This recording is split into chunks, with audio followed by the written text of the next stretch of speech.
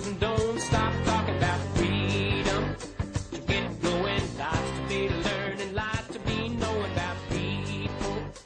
Gotta reach 'em, sit around. General Hugh Shelton says in the year 2000, the Clinton White House lost the presidential codes needed to launch nuclear weapons. In his newly released memoirs, General Shelton writes, the codes were actually missing for months. This is a big deal, a gargantuan deal, and we dodged a silver bullet. This card and this process are extremely important to be fail-safe. And I think every president of the United States takes this responsibility extremely seriously. The codes used to authenticate the president's identity are contained on a small card called the biscuit, carried by the president himself or a close aide. That information is required to authorize the launch orders inside this black satchel called the nuclear football, which also accompanies the president everywhere he goes.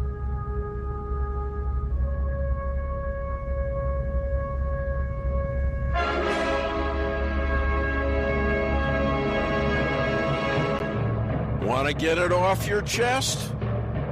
You're in the right place. They accuse this show of being run by boobs. Well, let me tell you something about us boobs. We're real and we're spectacular. Want politics and fun, sprinkled with a lot of laughs?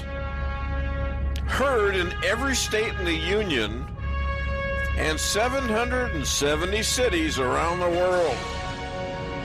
We just finished our 13th year of broadcast excellence. Now in our 14th year, the Dave Weinbaum Show is streaming live all over the world.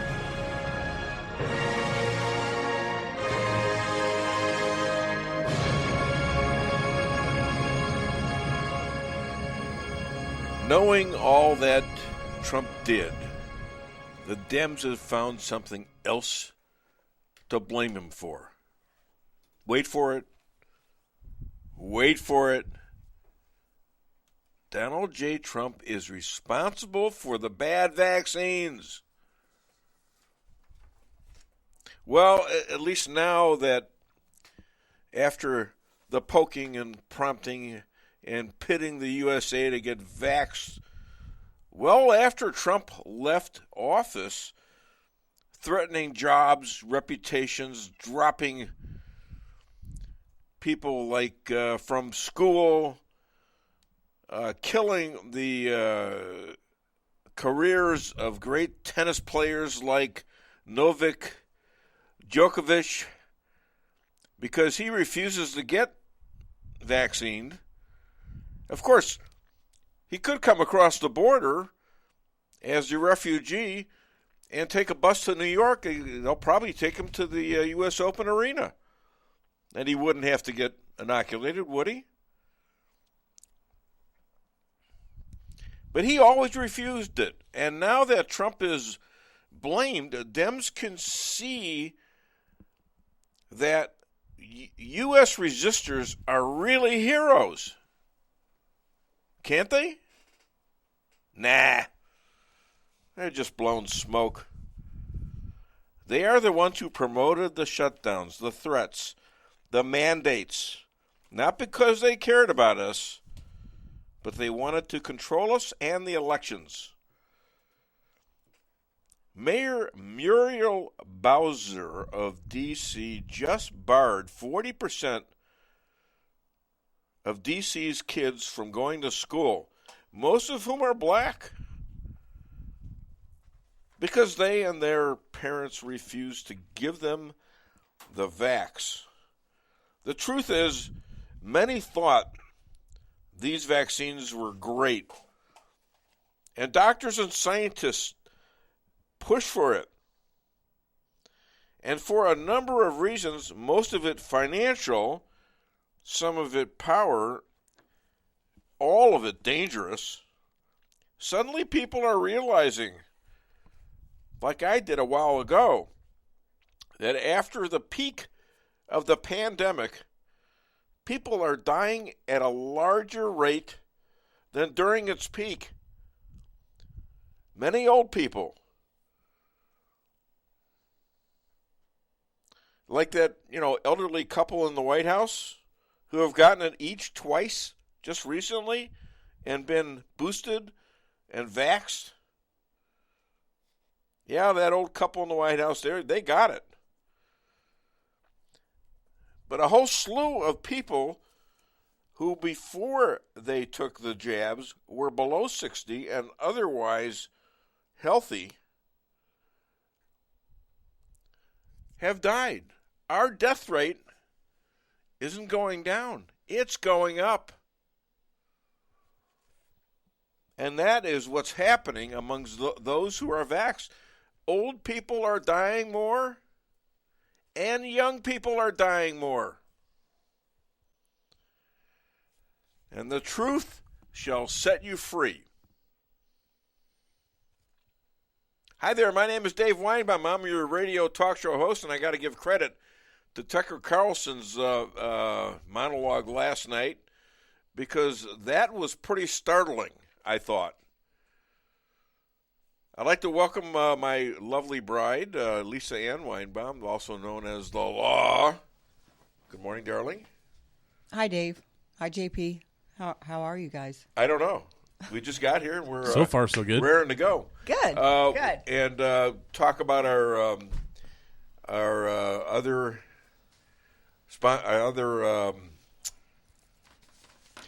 person who works on the show. That's Rick Henderson. Yeah. He did the Rick. clips and the bits, and our other man who's working on this, and that is JP Maxwell. Hi, JP. How you doing? Good morning, everybody. And I see a face staring at me, and we're going to start him a little early because we've got.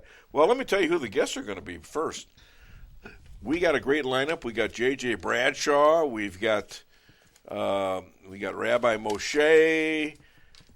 He's coming on after that, and we got Cheryl Chumley, followed by Dick Morris.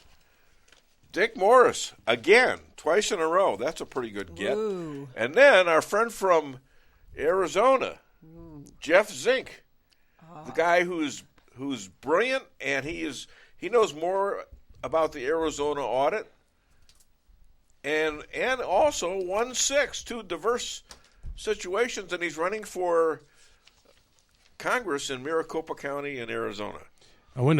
We talked about playing Yes. clip 7. Did you want to still play that? Oh yeah, before? why don't you go ahead and play clip 7, and then we'll get to JJ.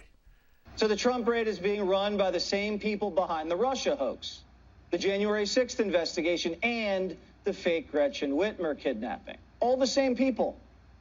And by the way, that first Gretchen Whitmer case, the one that got tossed out because of a hung jury, because it was entrapment, so the feds are retrying it, and there's closing arguments today. It is making the FBI look so bad. The undercover agents encouraged these guys to kidnap the governor when they didn't want to, smoked weed and slept with them, and planted explosives in their truck, and then charged them with possession of explosives. And we just found out they did the same thing in Virginia. An FBI informant tried to get a disabled vet to assassinate Northam, that blackface governor. The FBI ran this big scheme to try to make it look like Trump supporters were out trying to kill Democrat governors before the election. Okay. Yeah, the FBI's in it, but we're going to talk. We're going to talk to our opening act right now. A man who is 254 years old, doesn't look a day over 253 and a half, and he goes back to the revolutionary times. Hung out with George Washington and Thomas Jefferson, Ben Franklin. They used to pick up women at Ye Old Tavern, the only tavern in Virginia at the time. And he knows all these guys, and he was probably in the Revolutionary War. I don't know if he was old enough to fight, but he probably was supporting them with water and things like that. Anyways, this man is a genius, and he is going to spare some of his knowledge that he keeps hidden under a tinfoil hat. Please welcome to the show, once again, John Jeffrey Bradshaw. JJ, hi. What's under that tinfoil hat of yours? Well, Dave, I loved your monologue this morning. One of the things that you did not mention is the student debt forgiveness, and if you don't mind, I'm going to rail about that. Please do, because I can only do so much in a monologue. I Believe me. understand. Yeah. If you recall, AOC campaigned on free college for all back when she was shoving the Green New Deal as the panacea for our country. And here we have Joe Biden, who's illegally claiming that he is going to forgive student loan debt. Now, I'm a Vietnam veteran. I risked 6 years of my life in a war to go to school on the GI Bill. And I worked 2 jobs, so I had no debt when I graduated. I'm telling you, though, I object to paying for the student loan debt for someone else. You took out the damn loan, pay for the loan. In particular, I actually know people, they're certainly not my friends, they're acquaintances, that have taken frivolous 4-year degrees, Afghanistan women's studies. Come on, give me a break. You're real employable with those kind of skills. You're faced with a career of, do you want fries with that? This is no reflection on you or your business. If you got a worthless degree, as a taxpayer, how the hell is that my problem? Why is that being thrust upon me by an executive branch that's so out of touch they can't find the bathroom on their best days? Now, what's this thing going to cost?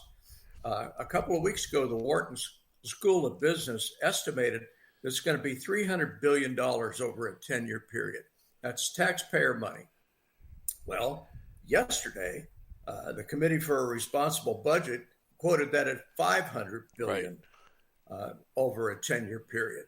$500 billion. Wait, whose money is that? Well, it's my money, damn it, and I don't want it spent on that. I didn't know you had that much, because I'm going to participate in that, as are all other taxpayers in this country. When do we get relief? This thing ends up being about $2,000 per taxpayer over that 10-year period. I would rather that money go to our military. How about our southern border protection? Anything but this. Yeah. Where did responsibility go in this country? I was raised to be a responsible adult. I pay my bills. When I took out loans, I paid them off. That was what was required of me. And to give folks, particularly Gen X and Gen Z people, a pass saying, oh, yeah, you can take out these student loans to go to college, and we'll forgive that, even though you've got a degree that won't make you a nickel. I think that's just morally wrong. Well, what's going to happen with this? You know darn well this executive action is going to be challenged in the court, just like so many things the Biden administration has done. Nancy Pelosi, Nancy Pelosi said the president can't do this. It's illegal. She said it about a year ago. She did. Now she's compromising. She's right. She has to. You know, these sort of things must go through the legislature. Well, we have a legislature that can't agree on what day today is.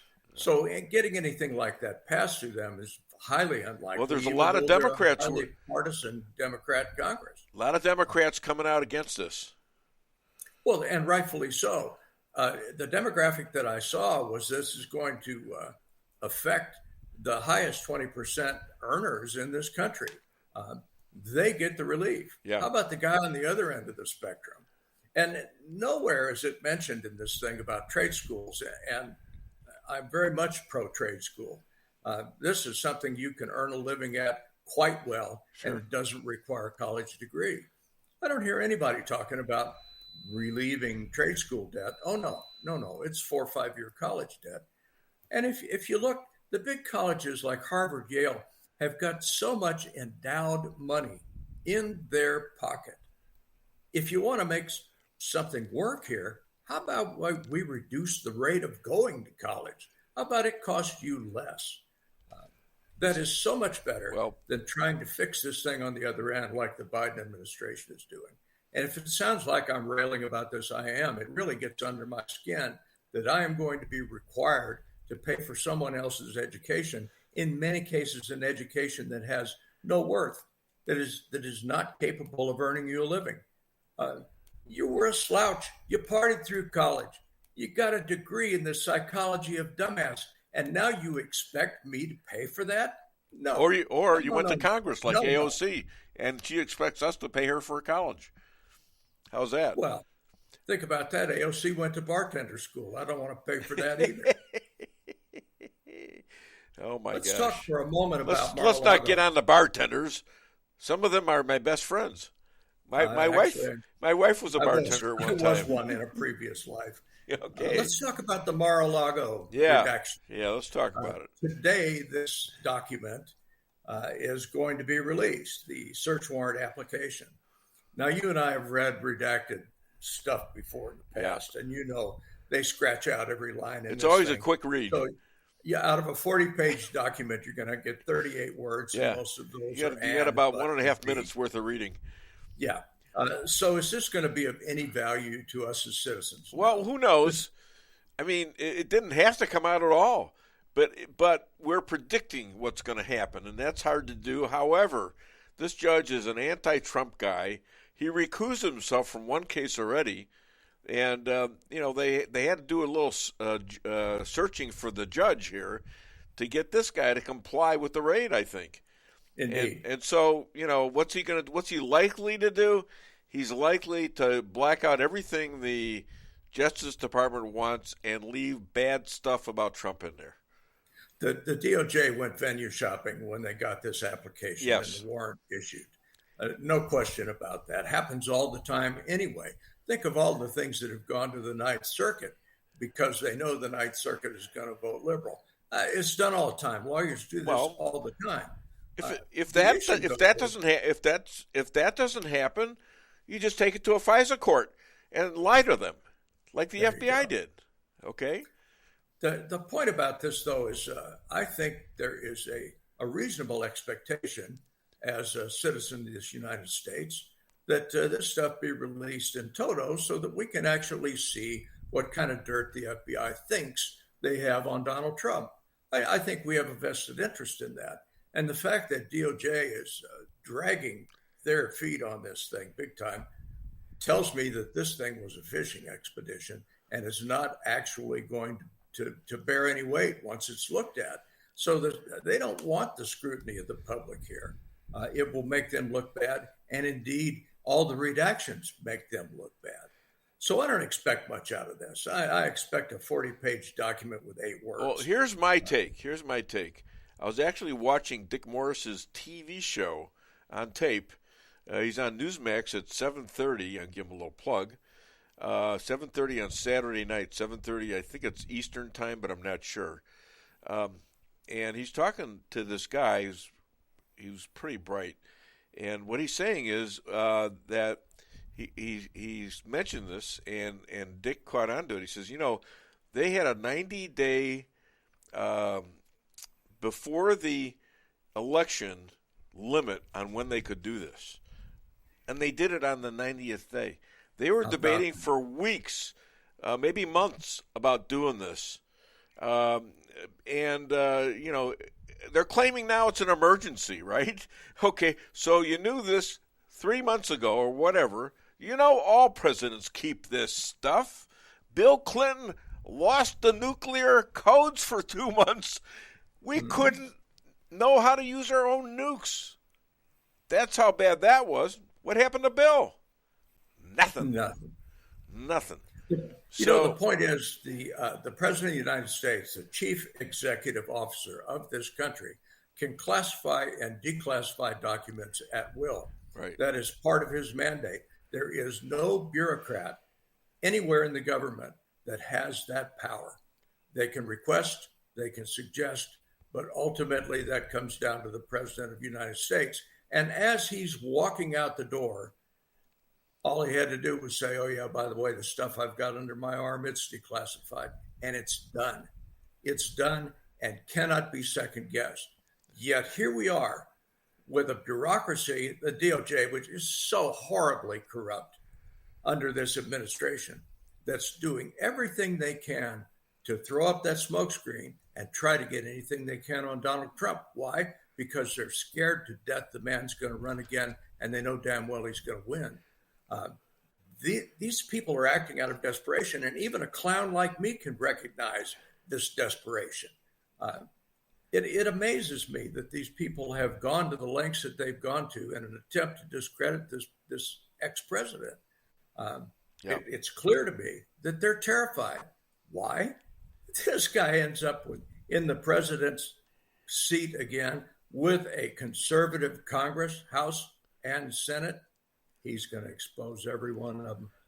Well, they're running flight logs. He's going to do everything he can to get rid of the deep state. If you think he did a good job before, you watch now. There's nothing to stop him. They're running really scared, and there's a lot of reasons to be scared.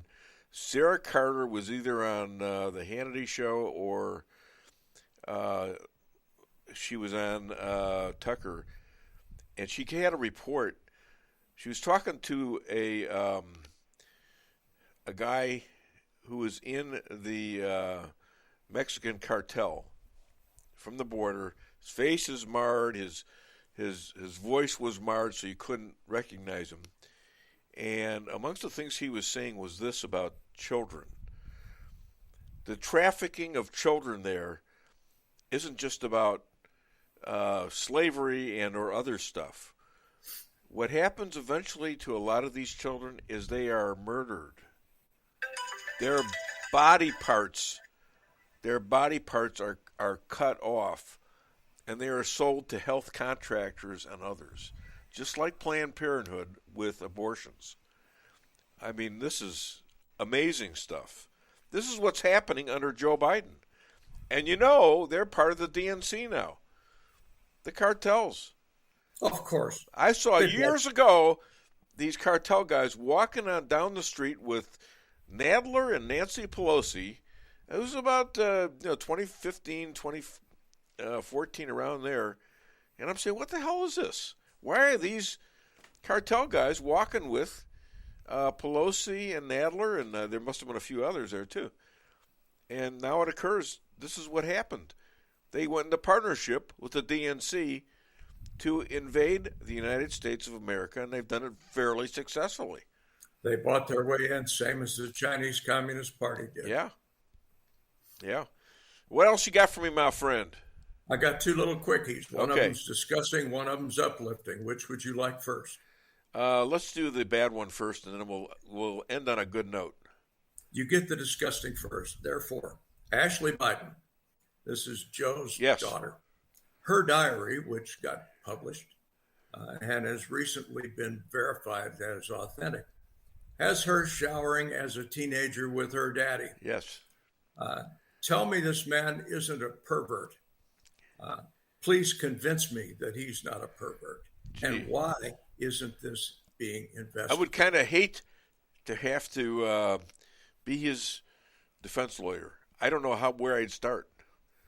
I don't know how this is defensible. Yeah. Okay, on a positive Where was his note, wife when he was doing this? Where was Jill? You are pro-life.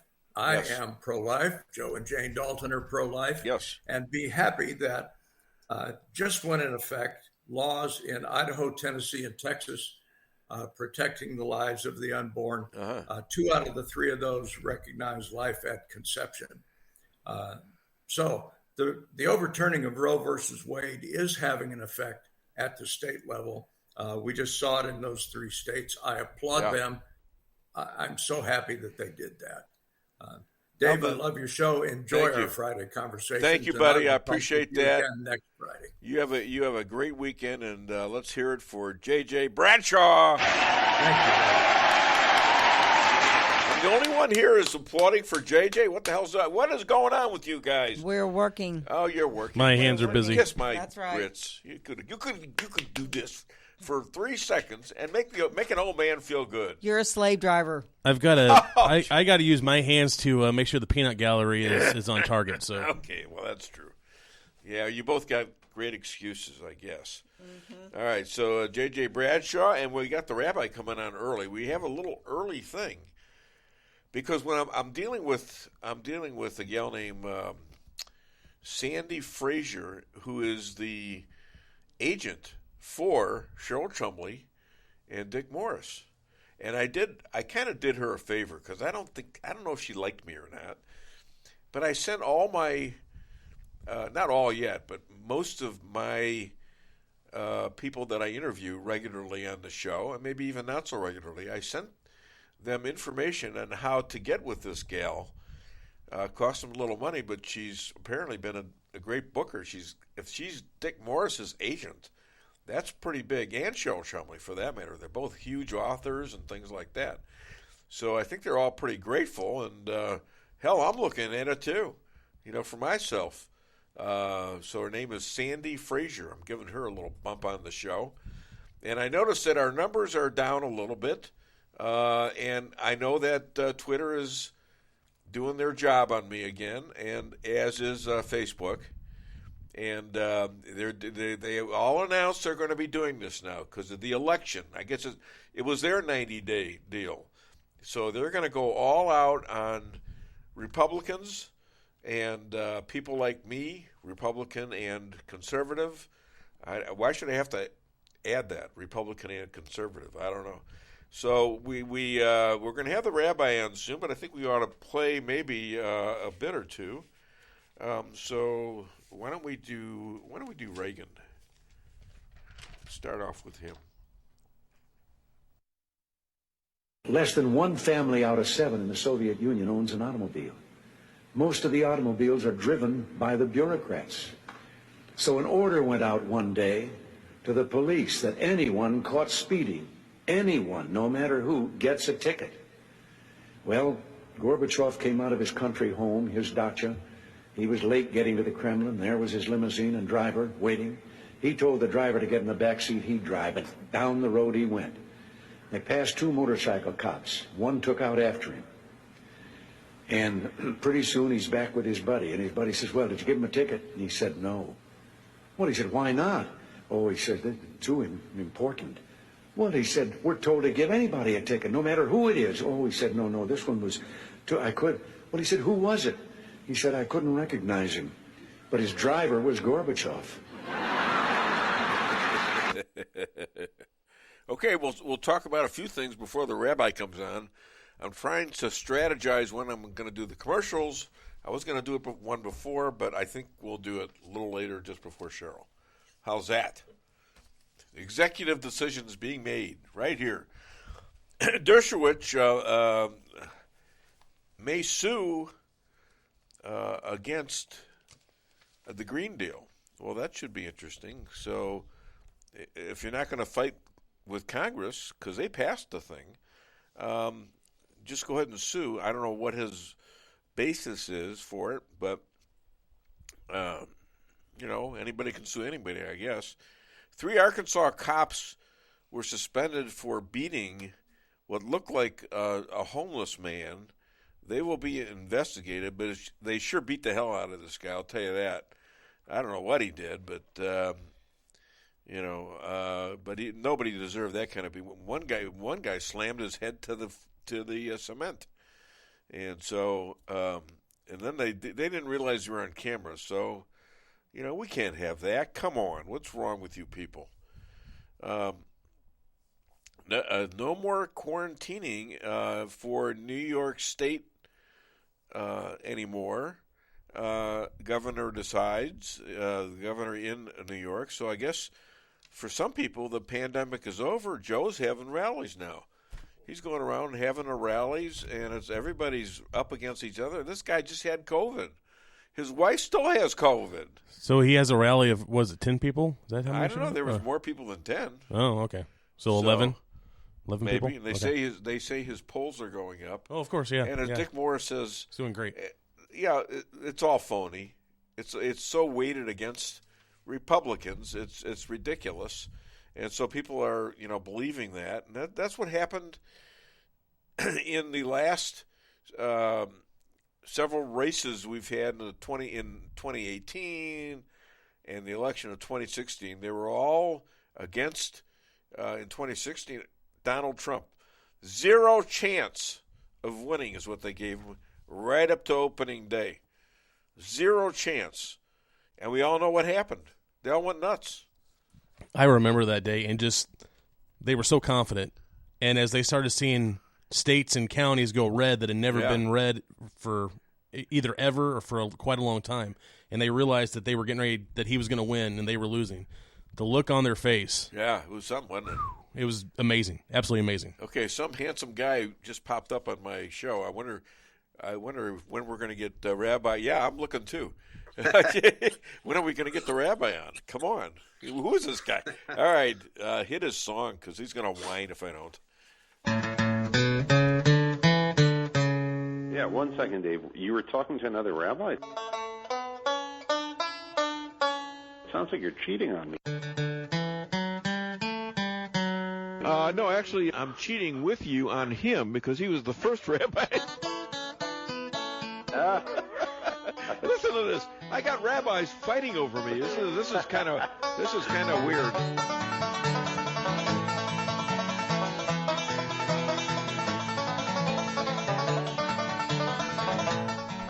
Ladies and gentlemen, second most powerful in Israel and in his own home, according to his wife Yonit, he travels the world aligning Christians and Jews and Muslims. He recently petitioned the Knesset to change the Abraham Accord name to Moshe's Mendings.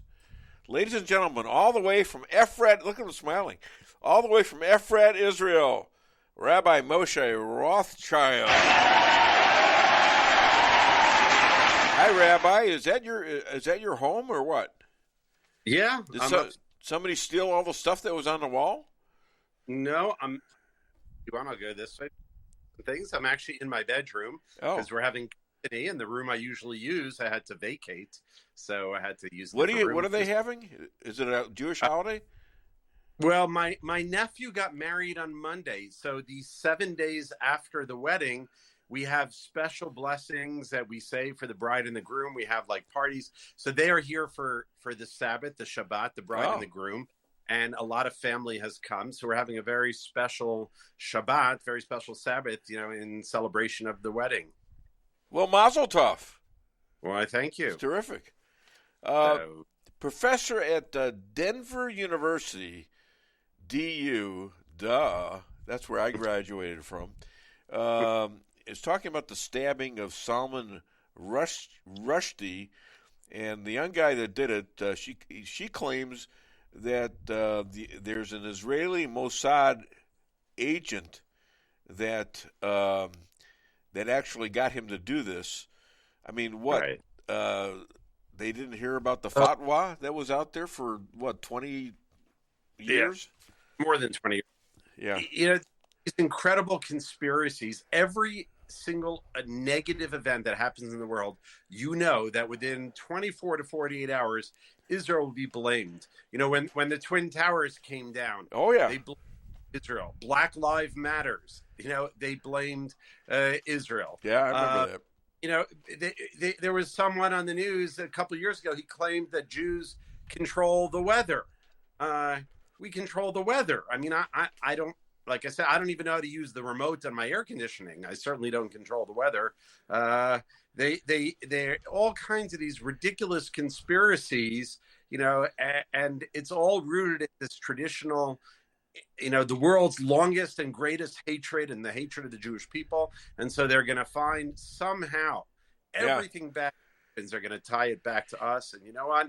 They can. You know what? Well, you can't say that on air, but I understand exactly where you're coming from, and you're now in a position where I believe God wanted you to be, and other Jews, maybe even me. We're not that anymore, and they can. We're ready. You're not putting up with it, and you're going to fight till the end. Exactly. And the more they understand this. The more, they're not going to let up as long as they can be safe and not really have to fight you. They're going to say nasty things about you forever and me. Yeah. When a guy's at his university, his ivory tower, his academic ivory tower, and his job is safe probably because he hides under free speech, and he could say whatever he wants, no matter how ridiculous it is. Yeah. And these guys, they come out from under the rocks. They're like ants and those bugs that you see when you move a rock. And then suddenly it's like the fact that these guys even get on TV is amazing. It's interesting. I was dealing with the professor He wasn't saying anti-Semitic things, but he was saying really stupid stuff. He wants to debate me, okay? And finally, he's calling me names and this, that. He's calling me, saying bad things about my businesses and stuff like that. So finally I says, I can't take this anymore. Just leave me the hell alone. And I dropped him. And he actually contacted me again and says, well, I didn't mean to upset you. I said, well, we can't argue because you won't listen. You won't respond to what I tell you. I said, I don't know how you run your classes in school. He's a college professor. I believe he's a PhD. Right. And so the other day, wait. Here's the end of the story here. The other day, they're not used to someone barking back at them. They're used to a bunch of 19 and 20-year-olds sitting there just listening to whatever these professors want to spout without any critical thinkers in the audience reacting. And so when you give it to him, Dave, he doesn't know what to do with that. Well, here's the interesting thing. That a couple of days ago, I started playing golf with other people. I usually play by myself. I still play by myself. But now if I can opt to play with other people, I try to do that because it's part of the game. You can play differently with yourself. Play with yourself? Wait a minute. I didn't mean to say that. In golf because, you tend to cheat and stuff like that. With other guys, you don't cheat. So which teams am I going with? He's on my team. Okay? And you know what? We got along fine. It was no big deal. I mean, I gave him a little crap and little zingers, and he was fine. So, things like that sometimes are overrated. I don't know that he's anti-Semitic. I don't think the stuff was about religion. It was about Biden mostly.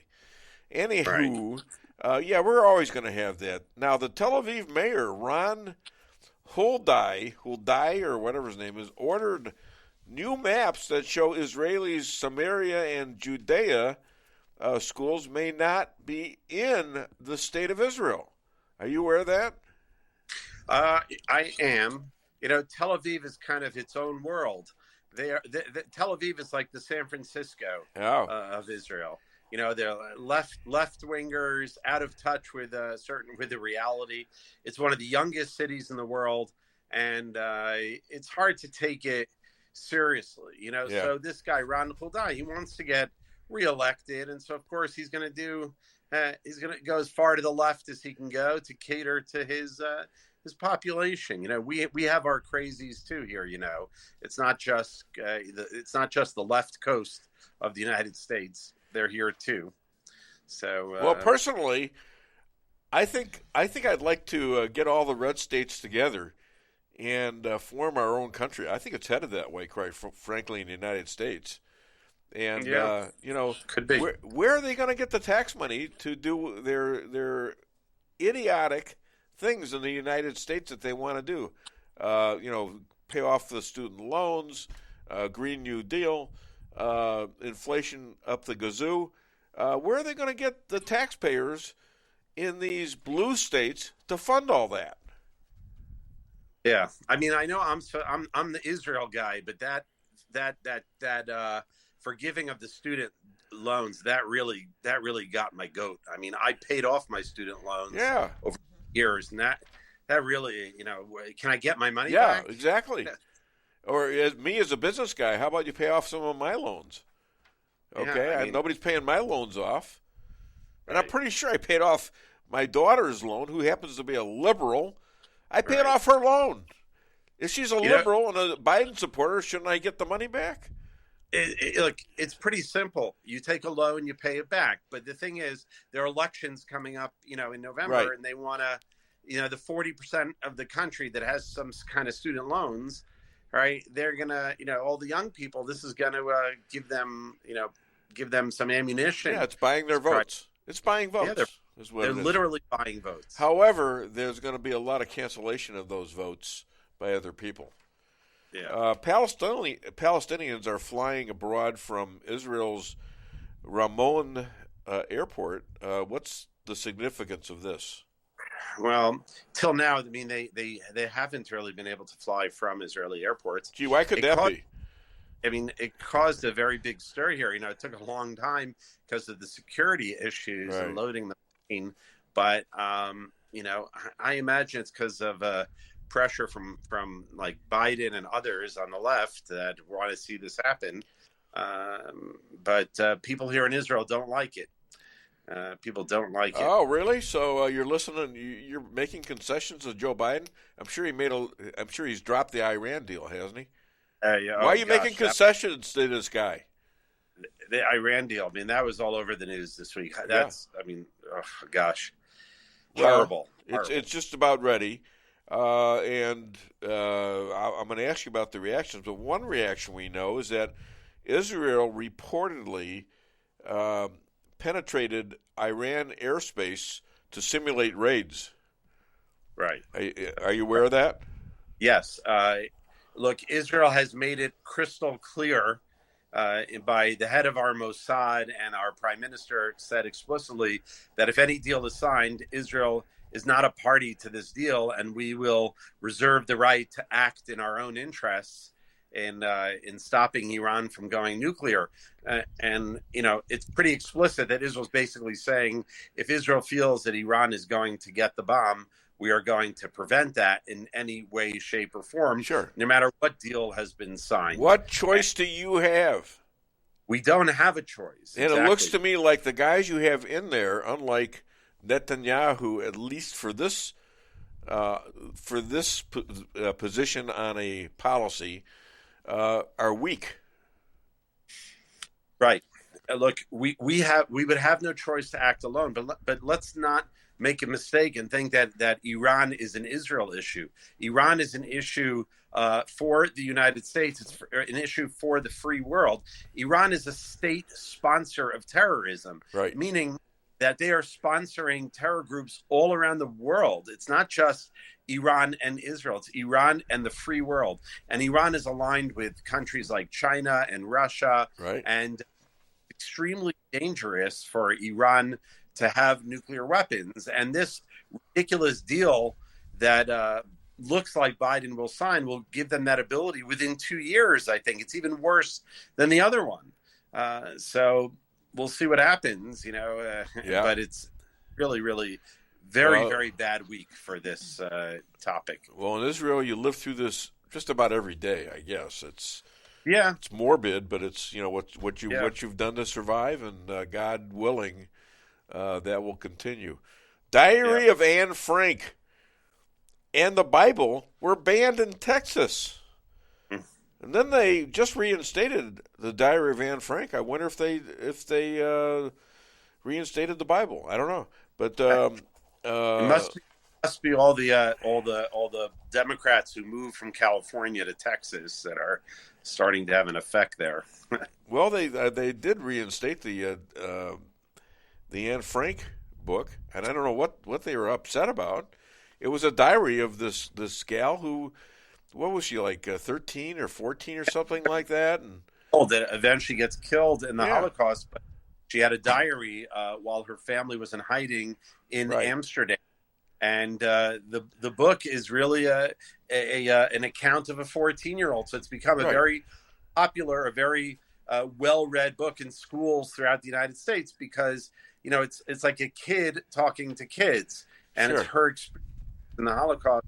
And her experiences, how she reflects on the nature of man as a 14-year-old. It's a very powerful book. I guess she didn't show enough self-hate. Like she didn't have enough hate anyways coming at her. Well, look, in the book, she says explicitly that she still believes that people are good no matter what's happening, and there are some that it's a very powerful book, and I'd be surprised that it would be banned anywhere. Other than DaveWeinbaum.net, where can people find and contribute to you? They can go to our website, IsraelAlliance.org, or Facebook.com/Israel Alliance. We'd love to hear from you guys. A Twitter gal asked me to post pictures of our furry friends, but Lisa, she declined. Ladies and gentlemen. I knew you was furry. What's this? I'm not furry. What's this? Well, just because you don't have any up there. Well, yeah, okay. To me, you're a furry friend. Dave, I thought you were going to talk about me because I am plenty furry. Yeah, look at him. Look at him. Yeah, well, we're both kind of furry there. We're not in the same spots. We used to be furry, but, hey, you do what you got to do, don't you? From ear to ear. So. Yeah. You owe me one. That was funny. All right. He defended my wife. All right, listen, have a Shabbat Shalom, and thank you for calling a little early. Happy birthday to Pastor Pat. She just had her birthday. Yeah, I know. Happy birthday, Pastor Pat. Yeah. So okay. If you're listening, the official God pastor. bless you with a good, healthy year. The official pastor to the Dave Weinbaum Show. Yeah. Where I met Rabbi Moshe. All right, guys. All right. How you on eating the kids? Shabbat Shalom. All right. Got it. Bye-bye. Thanks. Okay, let's see what we got. What we should do. We look for the. They had Nancy Pelosi Frankenstein bit. I swear that some people are watching my show, and are taking clips and bits from it. Now I take clips and bits from them too, so I guess it equals out.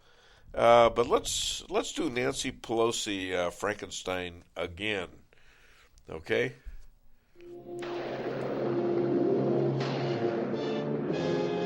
This is Nancy Pelosi.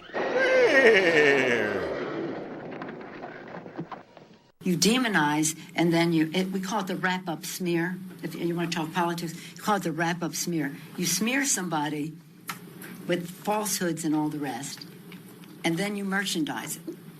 And then you write it, and they'll say, see, it's reported in the press that this, and this. So they have that validation that the press reported the smear, and then it's called the wrap-up smear. Now I'm going to merchandise the press's report on the smear that we made. And it's a tactic. This is Nancy Pelosi.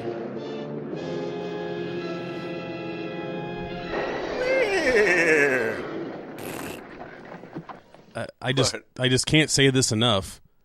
Believe what she's saying. Well, they're telling you exactly what they do. They destroy people. This is what they're doing to Donald Trump. This is what they're going to be doing. That's what the 1/6 thing is all about. Look at all the events that's happened, everything that's targeted Trump, and listen to what she said. It's obvious. They lie about somebody. They send it to the press. The press prints it, and then they point at the press and say, see, it's in the press. It must be true. So I finally saw the video on this Friday after we got home. Yeah. And I believe it was from 2017, wasn't it? Yes. I don't remember the news network. Was it CNN? You can find it on YouTube and all that, too, and then spots on Fox. You can find it. We just can't. They won't let you use it. We can't download it. We tried to get the download and get the picture of her saying this. Yeah. But you can go out there and find it. She goes on like a 2-minute explanation. It's even further, and it's interesting, to say the least. Yeah, I think we got a new bit. Why don't we do the new bit, okay? Oh, yeah. Yeah, why don't we do that one? That's funny.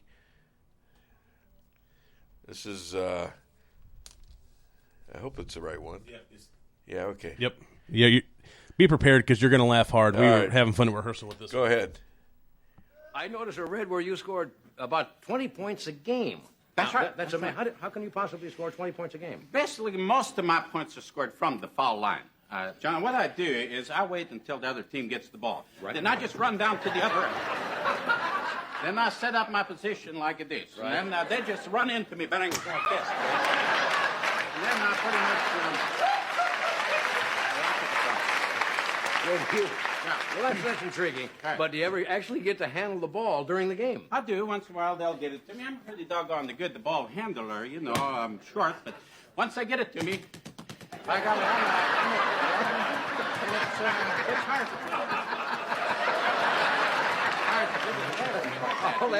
That's amazing. Amazing. Thank you very much. Well, I guess...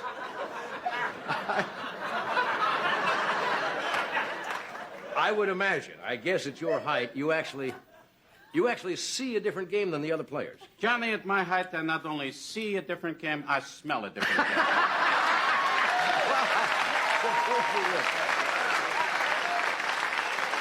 Well, I don't understand what you mean. Well, I'm dealing mostly in shoes and socks. Oh, yeah. I see what I mean. See, so Beginning of the season, it's not too bad, but as that season goes on, we're talking a waffle. You know? By the time I get to the finals, I could take the enamel right off your breath. I like that. Yeah, I think. If you're not laughing at that, well, you don't have a sense of humor.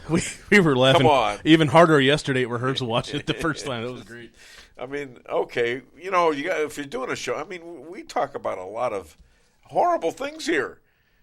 I mean, you know, what they're doing to children in these cartels in cooperation with the Biden government. And it's awful. It is awful. Hey, let's go to the board real quick because I haven't mentioned that. And you can call the show at 573-578-2700. Tim Owens is watching. Hi, Tim. How you doing?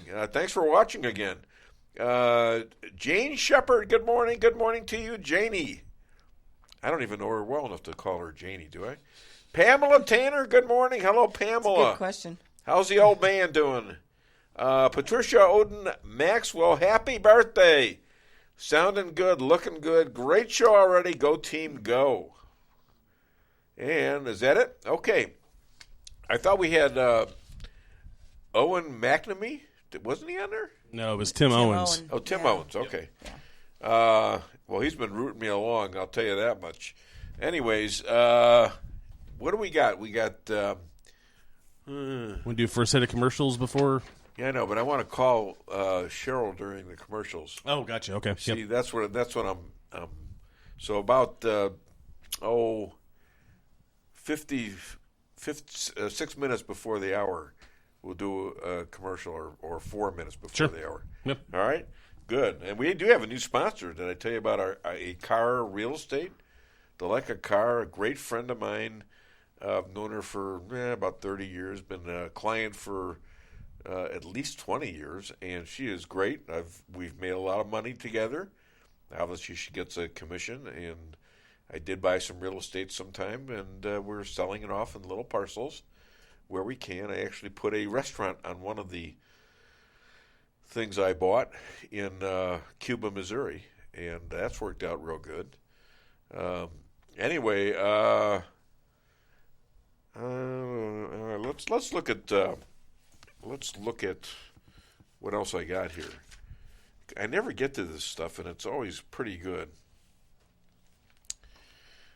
Okay.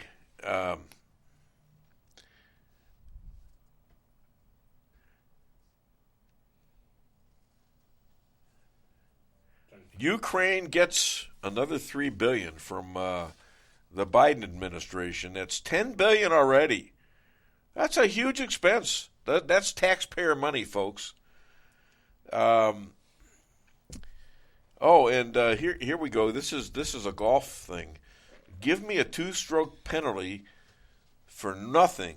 This'll show you Cameron Smith, the second best golfer in the world. And somebody was talking about, well, they're only getting the old guys. They're only getting the old guys in this LIV, L-I-V, league that's out of Saudi Arabia. So this Cam is playing in the FedEx Cup, and he hits a ball that's on the red line. That over the red line, you can't. That's an area where you can't ground your club, sort of like a penalty, and then so he drops his ball. Oh, he hits it into the water. And he gets a certain amount of club's length, and he drops it on the red line, and he plays a shot. Nobody says a word for like the next 15 hours. He comes out, practices, and all of a sudden they tell him he's got a 2-shot penalty. And so now what does he do? He goes and signs up with probably gets about $120 million with the Norman's. Greg Norman's LIV thing with Saudi Arabia, and now they're both Australians. Yep.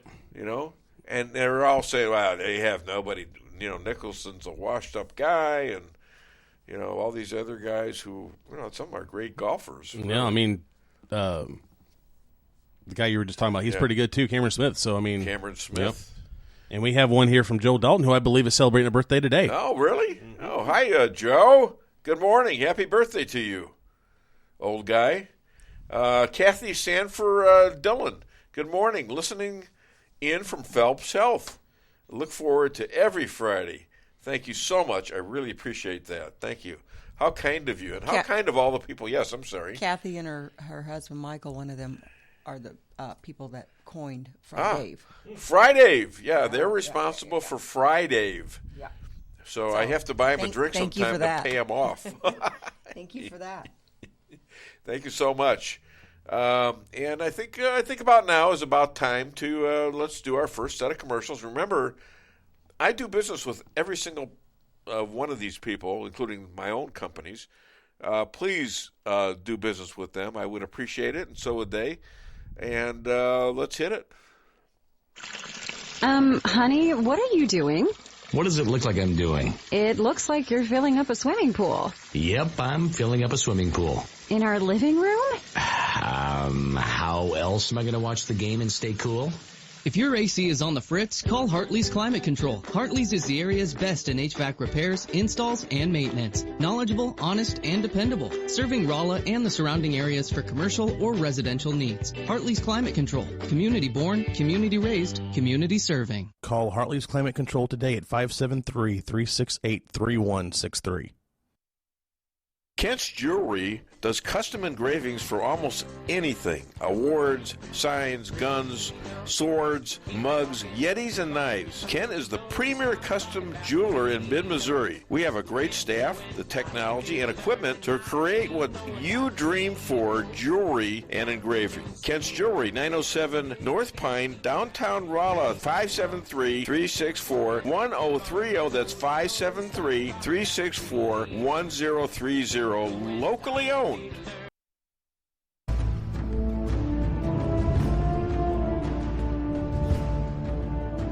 Never be too coy to tell your friends and family about Koi Sushi and Hibachi. Celebrate the best Chinese-Japanese restaurant in the Midwest. Call 573-426-5551 to make a reservation or order takeout. Locally owned, 1808 North Bishop, Rolla, Missouri.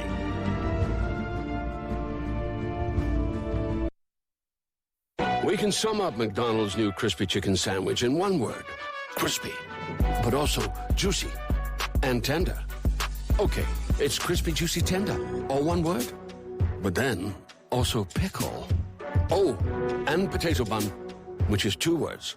Okay, we can't sum up our new crispy chicken sandwich in one word, so you'll just have to try it to understand it. Order ahead on the McDonald's app at participating McDonald's. Ba-da-ba-ba-ba.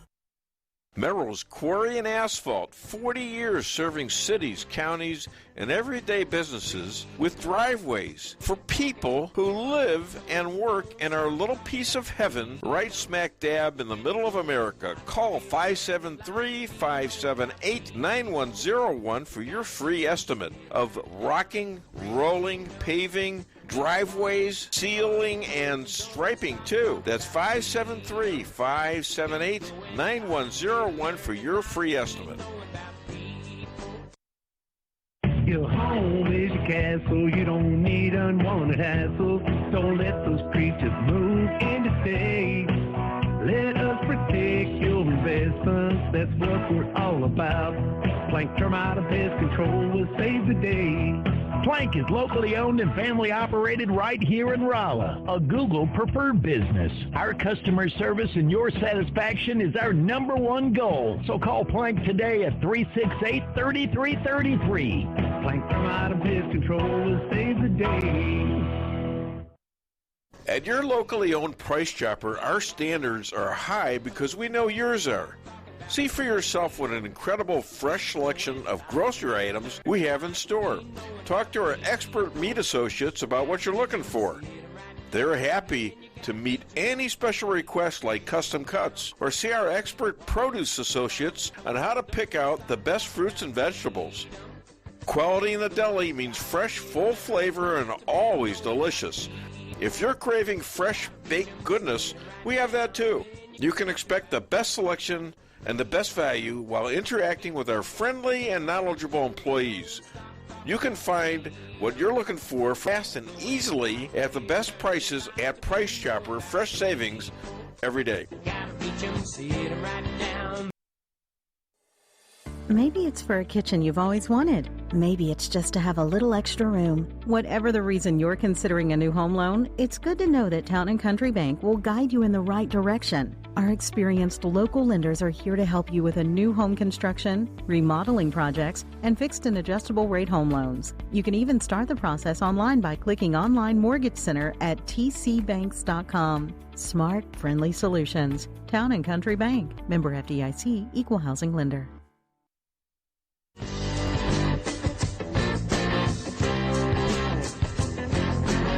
A-Car Real Estate, where experience matters. 532 million sold since 2003, the #1 sales volume in Phelps County. As a client for decades, I can say they are the best in mid-Missouri. Call 573-368-7355. That's 573-368-7355 for the best real estate experience you'll ever have. Gotta reach 'em, see it right now.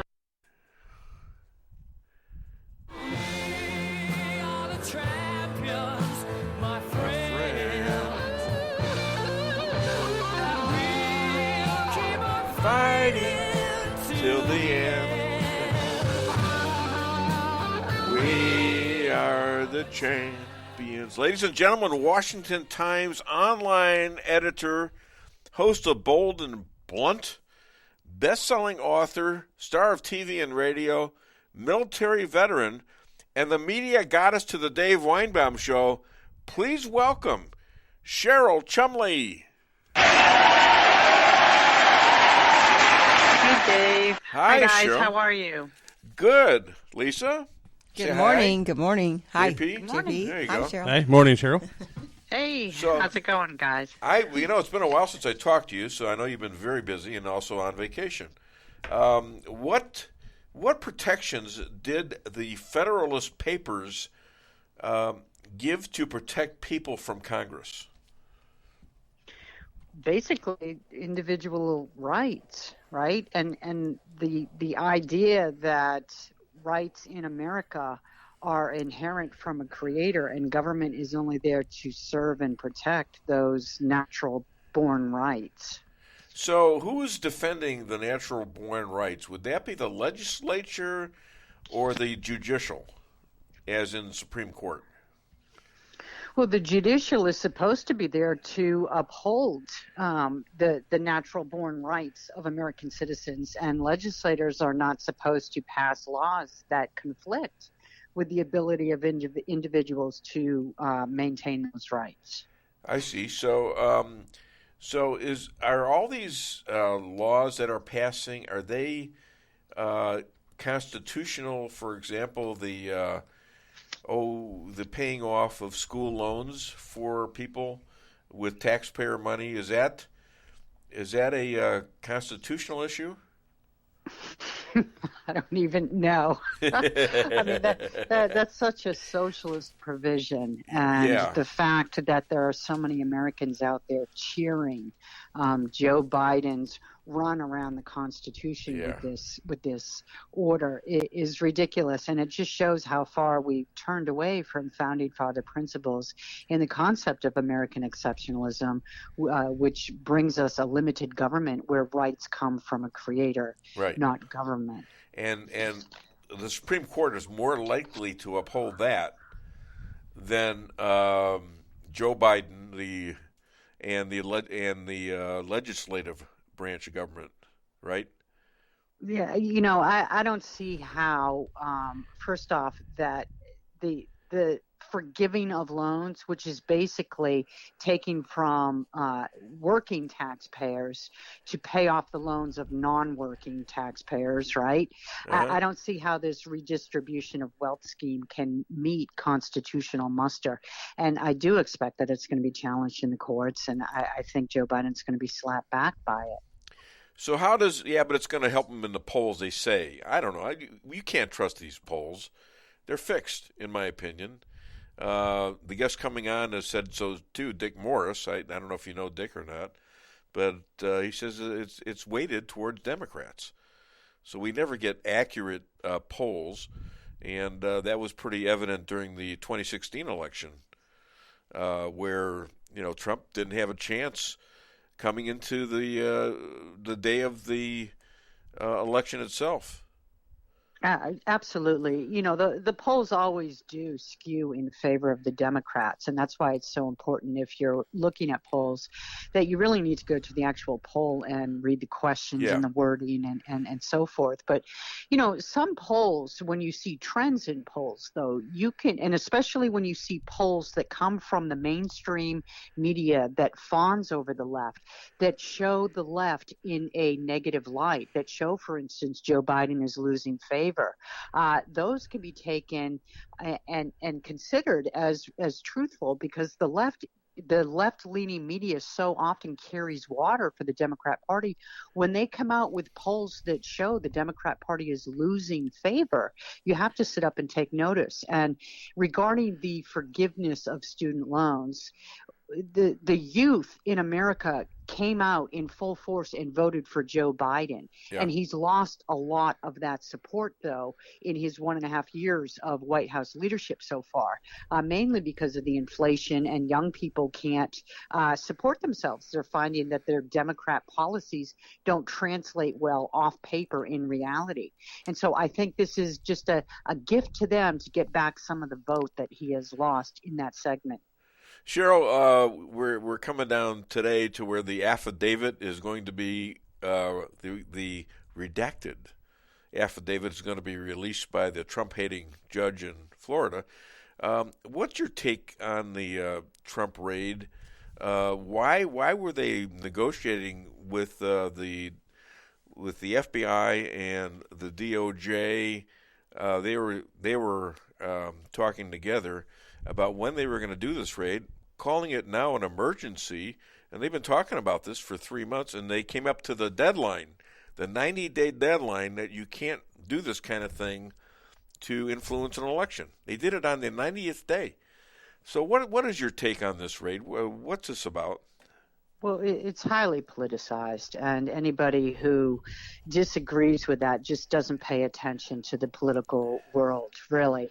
There's no other reason for it. If there were some sort of national security danger that the FBI and DOJ had to take care of, they had plenty of time since Trump has left office to take care of that. And the fact that it runs so close to the midterm elections, the fact that these are all Trump haters whose worst nightmare would be to see Donald Trump run for the White House again, and the fact that Democrats are just losing favor in all, not just Joe Biden, but most Democrat candidates are losing favor with the American people, and the elections bode poorly for the Democrats. It all leads down to the conclusion this is definitely politicized, and it's alarming how weaponized our federal law enforcement agents have become, though, the top brass of these agencies. Yeah, and the DOJ and the FBI are so corrupt. They actually have the same FBI guys that have already were on Mueller's team, and how do we straighten them out? I mean, they're fixing elections. What's his name? The guy that owns Facebook, Zuckerberg, was on Rogan's Experience, and he copped to the fact that the FBI called him up and said, you ought to drop the Hunter laptop thing because we're too close to an election. And so he did. Well, he dropped it for 7 days. And then he produced it later. I mean, they right there corroborated and conspired to affect an election. And, it's funny because we all know that this has been going on for some time, right? We all Yes. know that social media has been targeting conservatives and targeting Trump voters and doing everything they can to remove positive stories about Donald Trump and remove negative stories about Hunter Biden and so forth. But the big tech people have been denying it, and now it's a little bit astonishing that they're out there boldly acknowledging it, because that tells me that they're so confident in their ability to continue doing this sort of stifling and silencing of conservative viewpoints. They're so confident in it they don't have to hide it anymore. And really, this should be a 12th alarm wake-up call for the American people that we are rapidly losing our nation, because Yes. it's gone to the point of being in the shadows to out in the open. And the next step, once it's so out in the open, the next step is to lose completely our country. Well, there is an oath of office that FBI agents take, and you probably know that it has to do with foreign and domestic enemies. And so what we have here is a domestic enemy, and I've been talking about this for years.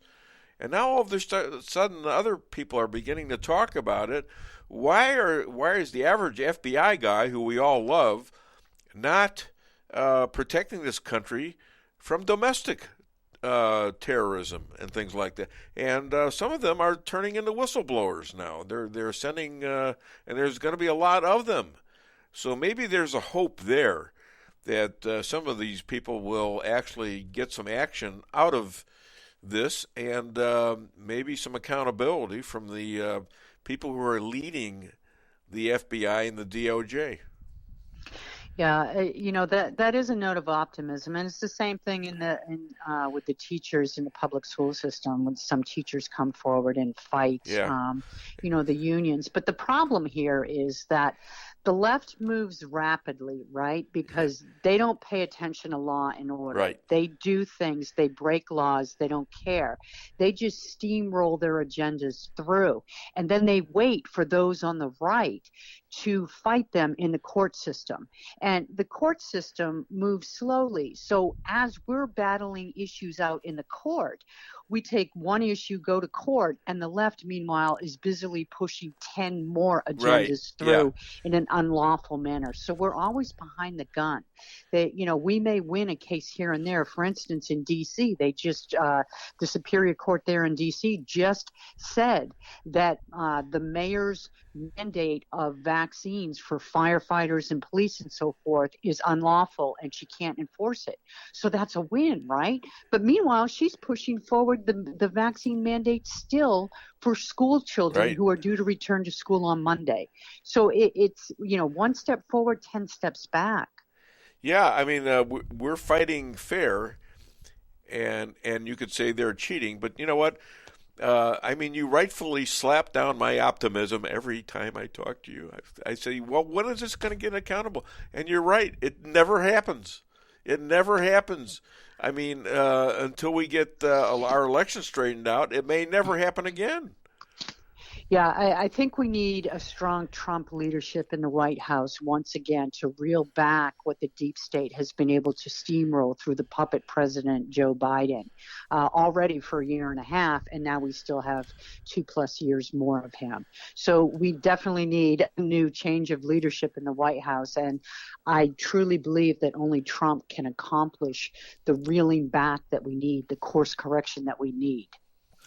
In Fairfax County, Virginia, a twice-charged sex offender was allowed to keep working despite being convicted of a sex crime. He was working for the schools.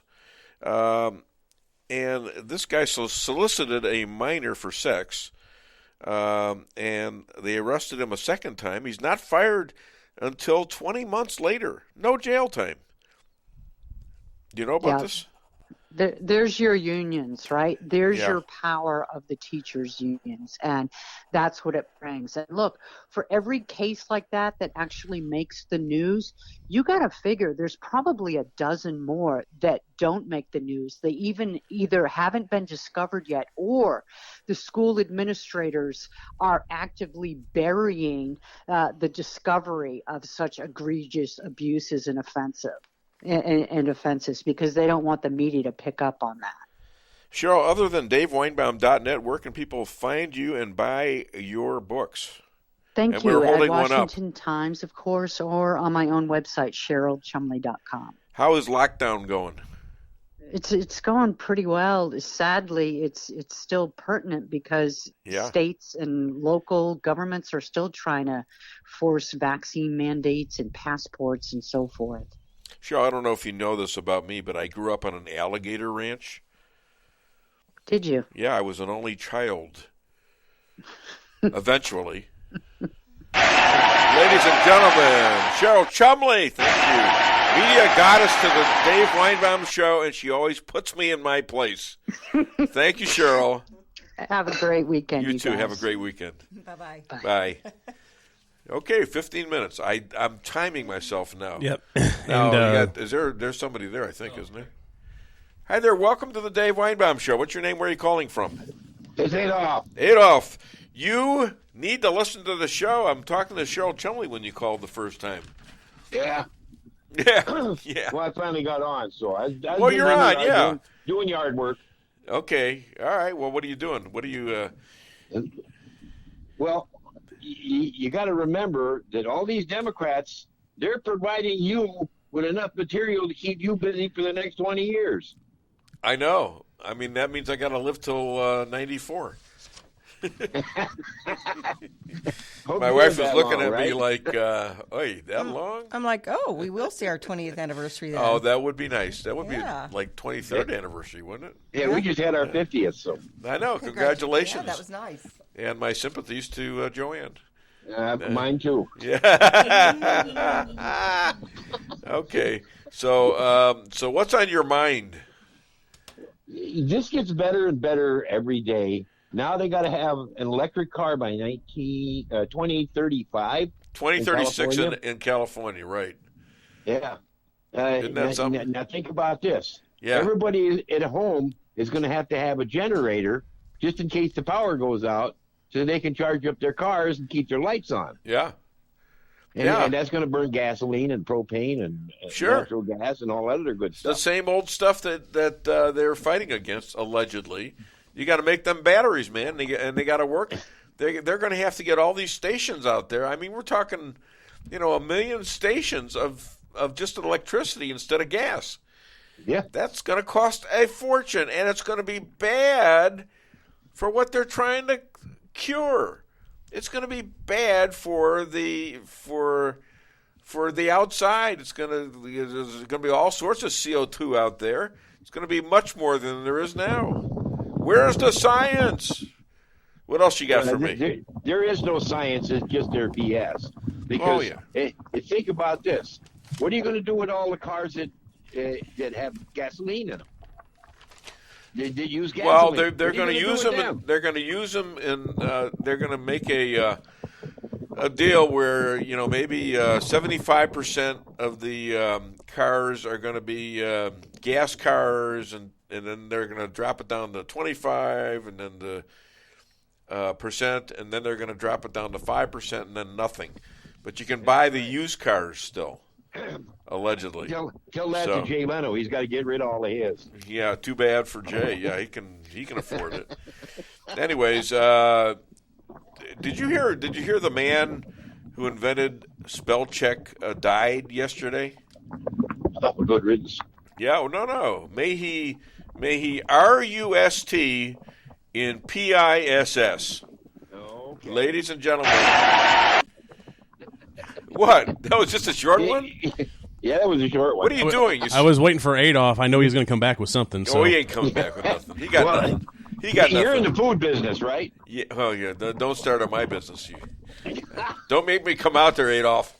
Oh, yeah. Well, did you know that in Jamaica, a piece of pie, a single little piece of pie is $7? No, I didn't know that. Yeah, and in Bermuda, it's even worse. It's $9 for a piece of pie. Wow. You know what those are, don't you? The Pirates of the Caribbean. Oh, yeah. Give them bigger applause than me. Encourage them. All right, my friend, I gotta go. Thank you so much. Hi to Joanne. Yeah, will do. All right, good to see you. Good to talk to you. Bye-bye. Have a good one. Yeah. Hey, call Chester. We got a couple minutes. Anyways, find him and call him. I saw him and Martha in the grocery store this week. Oh, what was he nice? Yeah. I wonder why he's abandoned the show. Because you're mean. Did he say that? No. Oh, okay. We didn't even talk about the show. Yeah, well, I'll call him, see what's going on. He'll probably hang up on me. I don't know why he's mad at me. So the other day I'm looking at the Jewish World Review, where I used to write for like 11, 12 years, regular columns. And for some reason, I can't get there. Hello. Is this Chester? Speaking. This is Dave Weinbaum. Remember me? Yes, I do. Are you mad at me? No. How come you don't call anymore? Because I'm not listening to your show. You're not listening to the show? No. Why not? Are you on the air right now? Yes. Oh, Dave. Bye-bye. Bye. Okay. All right. Well, whatever. Kathy. Call him another time, maybe. Huh? Maybe call him another time. I'm not going to call him anymore. He can call me. Kathy Sanford Dillon. We love receiving the truth of what's really happening in our world. Keep doing your show, Dave, and your beautiful wife, Lisa. Oh, thank you. And is there another one? Kathy. We really need a boost of Friday. Oh, that's cool. They came up with that. Every week. This show gives us something to look forward to every Friday. 8 a.m. to 11 a.m. Only, well, it's not on K-Kid anymore. That was over for a couple years. Mm-hmm. So you got to listen to me on the Facebook and Twitter, and then afterwards I'm all over the place. Where am I afterwards? Well, DaveWeinbaum.net, and also anywhere you can find podcasts like all right. Spotify, iHeartMusic. You know what? We have been reluctant to do the clips.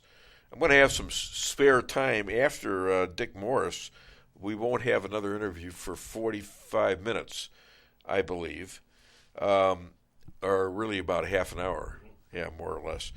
Anyways, play clip 8 and 9, please. It's really because President Trump is a fighter. He's always been a fighter.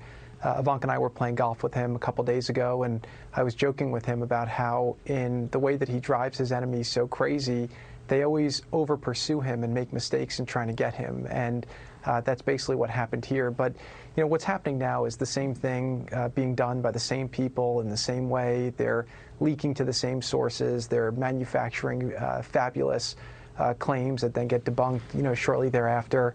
And I have a story in the book that I talk about. They did this with the Russia investigation. They did this with Ukraine. But I talk about how President Trump was looking over some remarks he was going to make for a very important speech on the Middle East, and he was remarking about all the different things he'd accomplished. And he looks at me and says, Jared, it's the being president part is easy. It's dealing with all of the animals and the crazy investigations that unfortunately takes us away from so many of the things that we want to be getting done. 2 impeachments, absolutely outrageous. A criminal investigation without any predicate.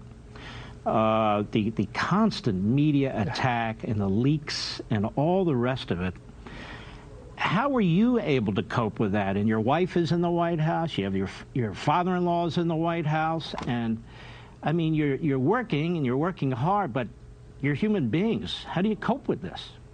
It was very hard, Mark, and I worked hard to get the stories done accurately and to compress all of it, because we did have impeachments, investigations, special counsels. It played a big toll on me. I mean, there was times where you're sitting there and you're saying they're accusing me of these unbelievable things. I'm watching CNN and MSNBC, and I'm watching these media properties that I'd always held with esteem, like the New York Times and the Washington Post, writing things about me that I know aren't true. But in our country, it's supposed to be innocent until proven guilty. But in our case, it was guilty until proven innocent. Okay. Coming up, we're going to have Dick Morris, and let's do another bit. How about let's do the lawyer. Okay. Happy Sunday. Same rules apply as always. If you don't have a sense of humor, please just keep scrolling. So a woman makes an appointment with her gynecologist. After her examination, he tells her that everything looks great. And she said, well, good. I'm getting married tomorrow for the 4th time, and I just wanted to get everything checked out. And the doctor looks a little perplexed, and he said, but ma'am, based on your examination, all things point to you being a virgin. I don't understand how you've been married 3 times. And she said, well, actually, my first husband was also a gynecologist, but he only ever wanted to look at it. And then my second husband, he was a psychiatrist. He only wanted to talk about it. And then my third husband, he was a contractor, and he just kept saying, we'll get to it next week. But this time, I'm marrying a lawyer, so I'm sure I'll properly get screwed. There you go. Maybe that's why Keith Chester doesn't like me anymore. I don't know. I mean, when you start examining yourself, I mean, that's a big deal. Really? I mean, come on. All right, let's see here. We have more stuff. Okay. Anyhow.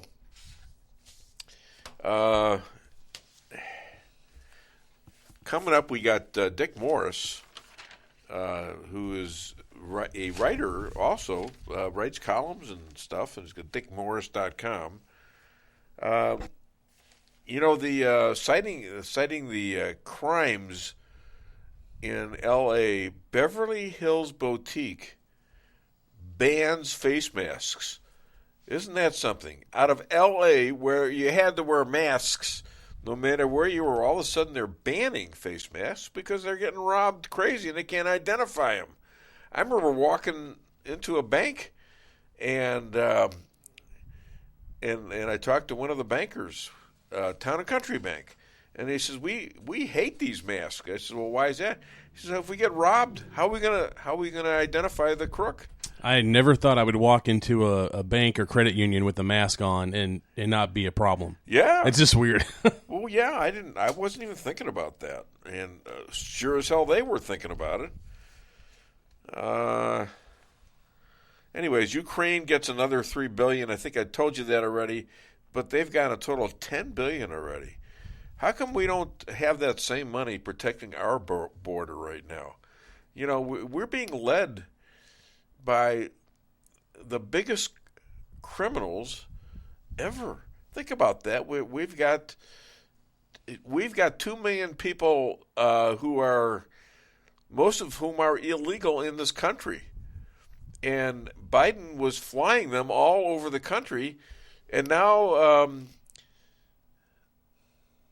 the governor of Texas is sending these people to where?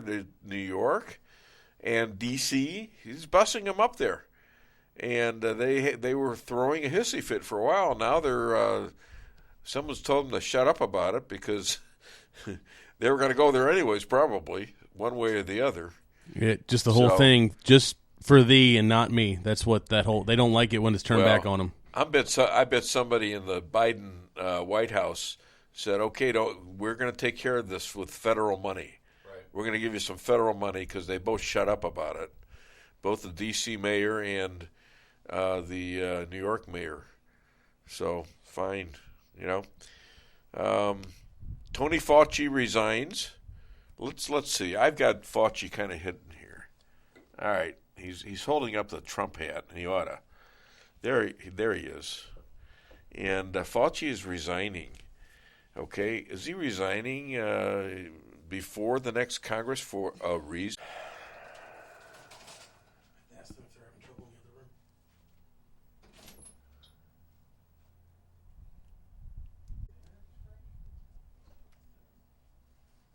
Yep, it's out in there too. It's out in there too? Yeah, we're down. Uh-oh. What if we went on my phone here? I can try to connect it to my hotspot. Yeah, hotspot. Well, it says I'm on DeVerin.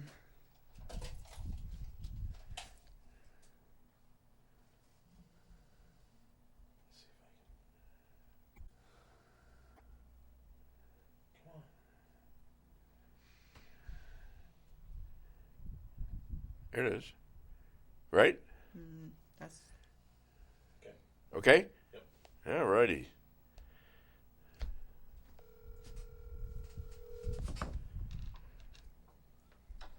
We had technical difficulties, but we're back on now. Yeah, we're back on now, Dick. All right, sorry about that. It just happened. There's a whole office here.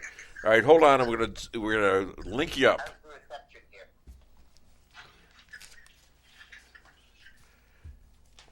Okay, are we ready? Are you ready, Dick? Dick, can you hear me? Yes, I can. Oh, great. All right, super. All right, let's play a little song for Dick, and then we'll go into the interview.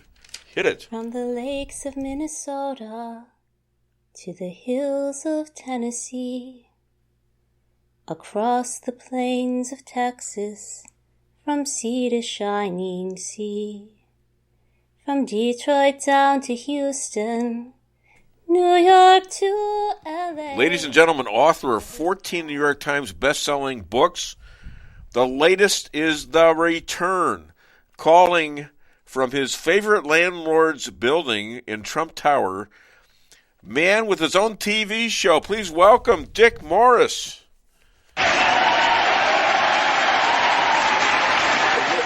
Hi, Dick. Sorry about the technical problems I had. Don't worry about it. It was worth it to hear that nice song. That's what? It was worth it to hear that nice song. You know, that is actually from a person that comes on the show. That's Dr. Amy Cooper Hakim, and she sings that. That's her song. She's great.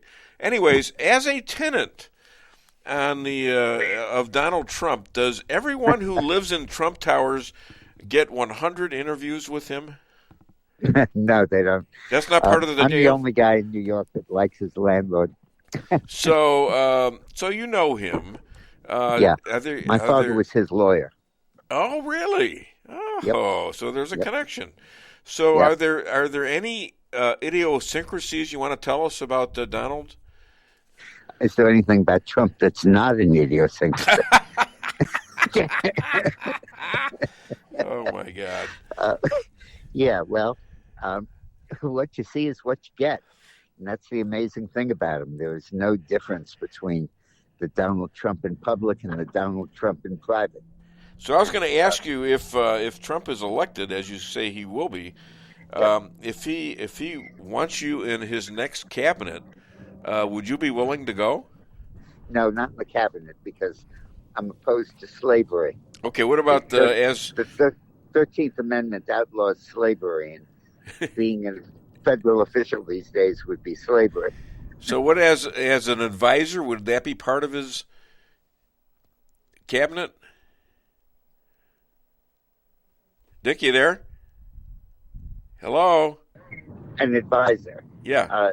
That's what I was with Clinton. That's what I was with him. Okay. No official portfolio. Would you do that?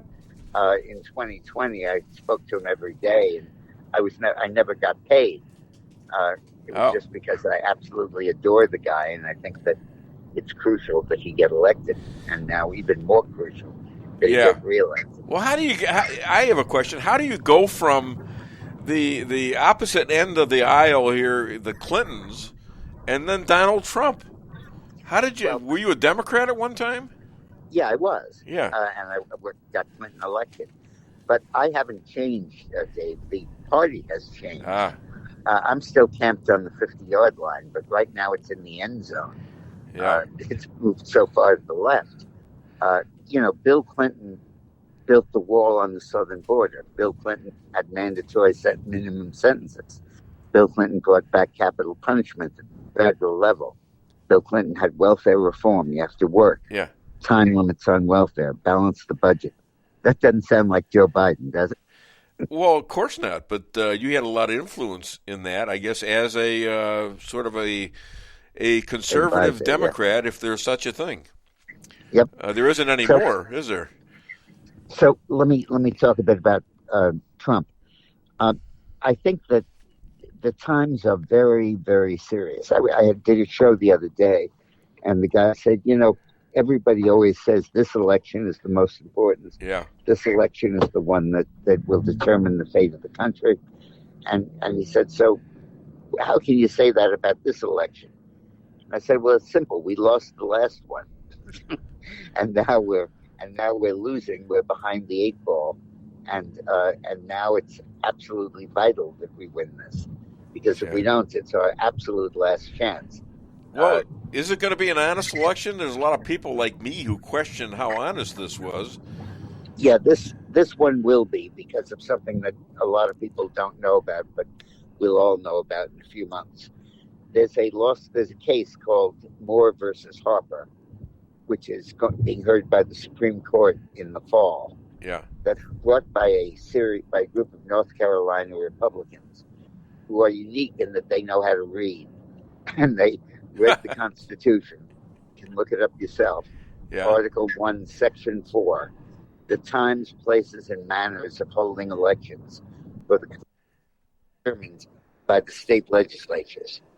Not the governors, but the state legislatures. Right.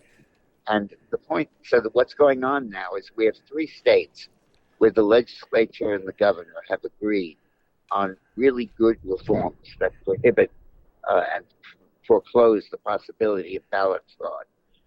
Georgia, Florida, and Arizona. No drop boxes, photo ID, signature verification, no ballot harvesting, all that stuff. And but there are 5 states, the real swing states, where the Republican legislature has passed these bills, but the Democratic governor is vetoing them. And those are Minnesota, Wisconsin, Pennsylvania, Michigan, and North Carolina, all the crucial states. And if the Moore decision is upheld, which I think it will be, because if the four judges have agreed to hear it on the Supreme Court, and the conservatives will probably pick up the 5th, right, and might even pick up Roberts. And it holds that we know they were for Biden, and we can't prove they were for Biden.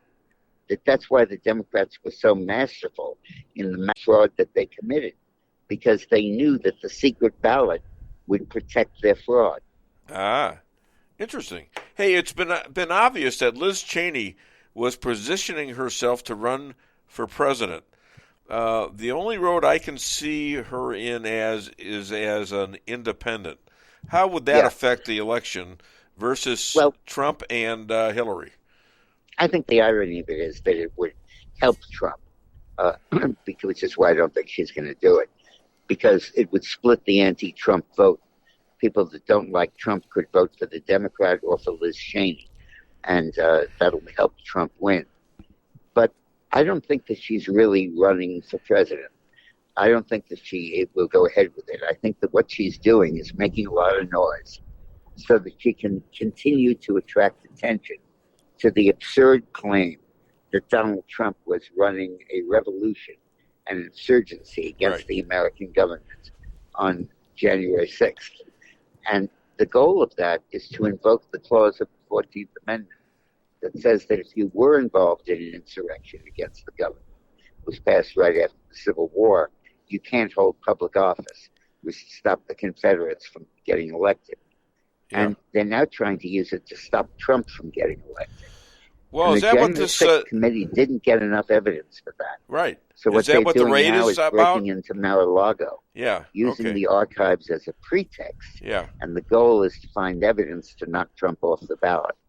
Now, I understand that through your interview, I actually watched your show taped. When is that on, by the way?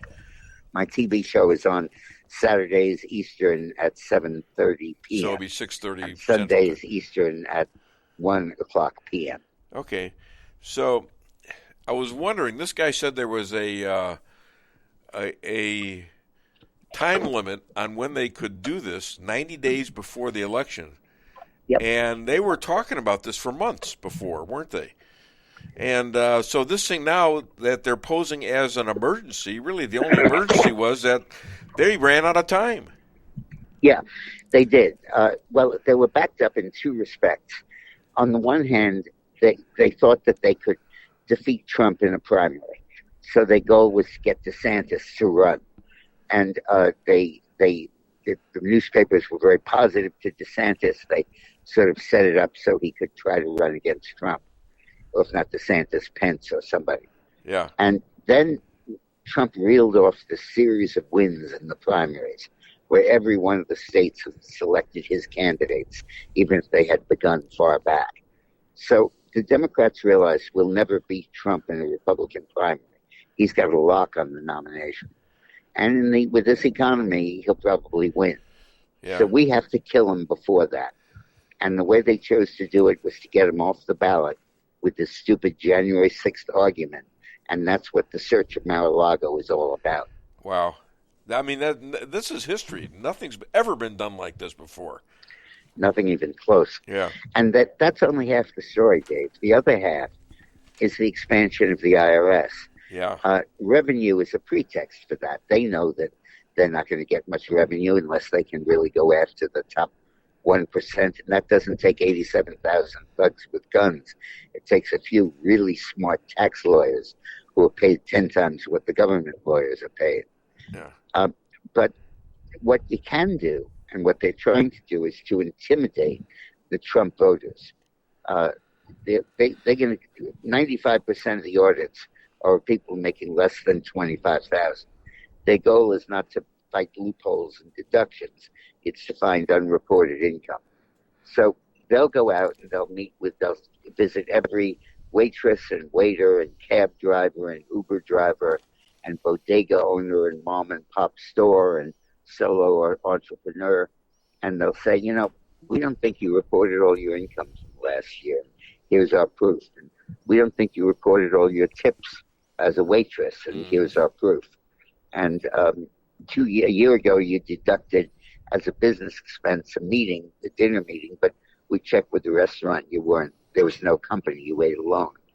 So we can indict you on 2 or 3 counts of tax evasion. But we're not going to do it because you seem like an honest person. We don't want to mess up your life. But don't provoke us, okay? Watch your step. Just be careful. That Trump sign on your lawn, I mean, what you doing with that? The bumper sticker on your car, what are you trying to get in trouble? And for God's sakes, don't let my boss know that you attended a Trump rally, because that makes him ballistic, and God knows what he's going to do. Just be careful. So that's my only message. So now we have the Biden rallies. I've never seen him out there. Where did all these people come from?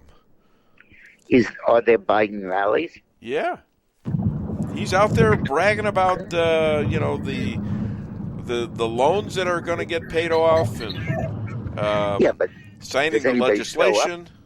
Huh? Does anybody show up? Well, it looks like it. I don't know. I mean, I thought. Well, in any event, his numbers allegedly are going up on the phony polls that they're using. 44% approval all of a sudden, from 30s. Yeah, well, the Republicans are making a mistake. They are not focusing on Joe Biden. They're attacking the Democrats as a whole. Yeah. They need to focus on Biden himself. And as a result, his numbers are improving slightly. Trump is, in the real polling that I've seen, Trump is still ahead of him by about 5 points. But his job approval is up from about 42 to the 30s were never really true, up from 42 to 45. But you still have 55 that disapprove of him. Yeah. But we need to get back on focusing on Biden. Well, you tell Trump to relay the message, because they're not hearing you. Hey, other than Dave Weinbaum, I know you're in a hurry because I got a time limit here. I'm already 2 minutes over. Other than DaveWeinbaum.net, where can people find you and buy your books? Well, I have not been banned yet, so you could go to Amazon and get my book, or BarnesandNobles.com, or any of those quaint little hole-in-the-walls that are called bookstores we used to visit. You know, Dick. I was going to be a psychic, but there's no future in it. Ladies and gentlemen, Dick Morris. Thanks, Dick. Great talking to you. You have a pretty good rally going there. What's that? You have a pretty good rally. You should see all the people stuffed in this little office. Yeah. Okay. Okay. All right, Bye-bye. You take care. Thanks. Bye-bye. All right, it's pretty funny. You have a pretty good. It's really getting. I'm claustrophobic with all these people in here. We've been having to turn people away all day. It's terrible. All right, so we got through all the tough things that happened. The internet went out for a while, and we're back. Yeah, it's been fluttering on and off a little bit.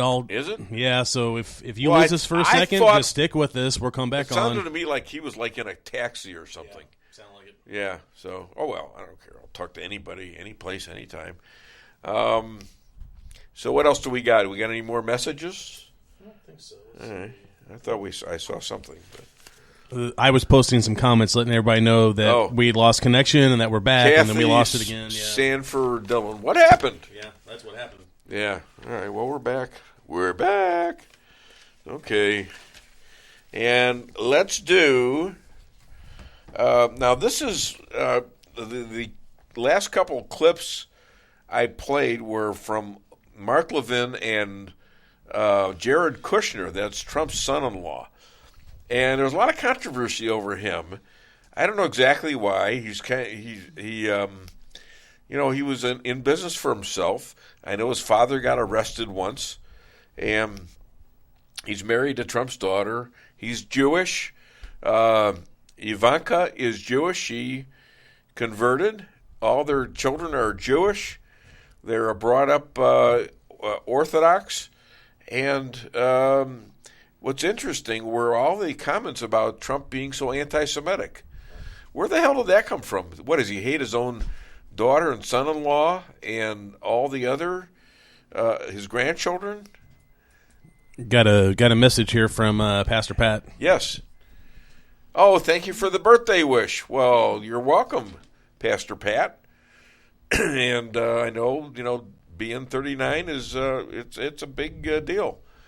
So, what? Did I save myself there? I don't know what the hell I'm talking about. Anyways, let's do a few more clips from Kushner. He's written a book, and I just thought it was so telling about all the things that, they're trying to separate Kushner and his wife, Ivanka, that's Trump's daughter and son-in-law, being Kushner, and trying to divide them into somehow being either screw-ups or against their father, that kind of thing.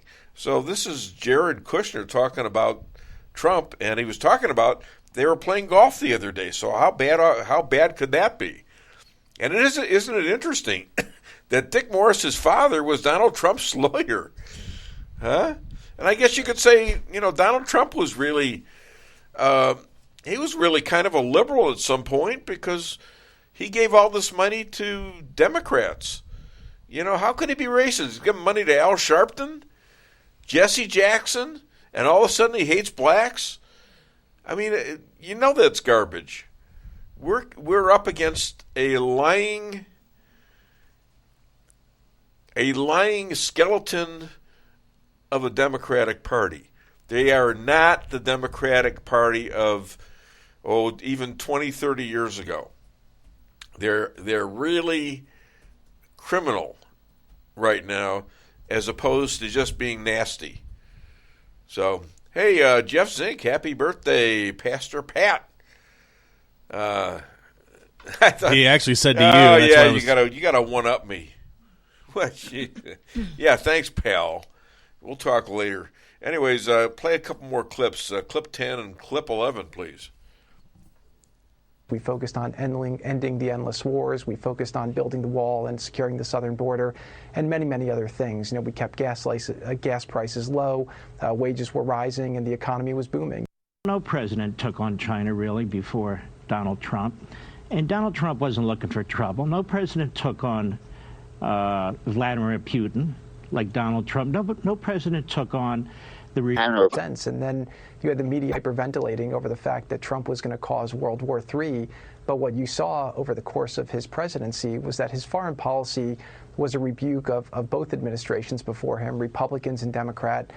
It was about putting America's interests first, and he really worked hard to bring stability to the world. And a lot of the characteristics that his critics and enemies, hit him for, of being unpredictable and being a harsh fighter, that's what kept Vladimir Putin on edge. That's what kept President Xi on edge.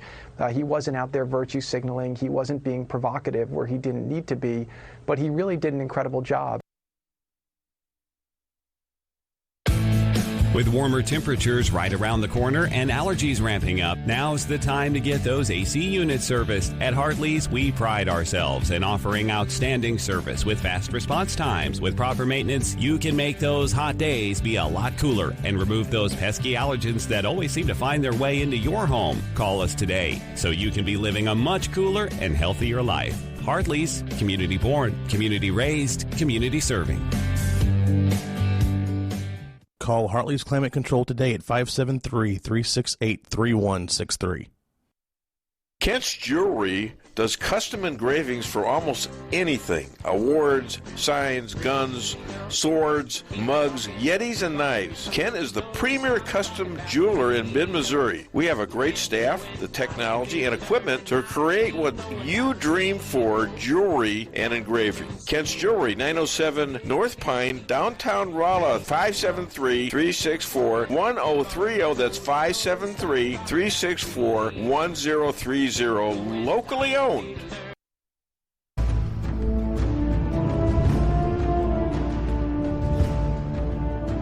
Never be too coy to tell your friends and family about Koi Sushi and Hibachi. Celebrate the best Chinese-Japanese restaurant in the Midwest. Call 573-426-5551 to make a reservation or order takeout. Locally owned, 1808 North Bishop, Rolla, Missouri.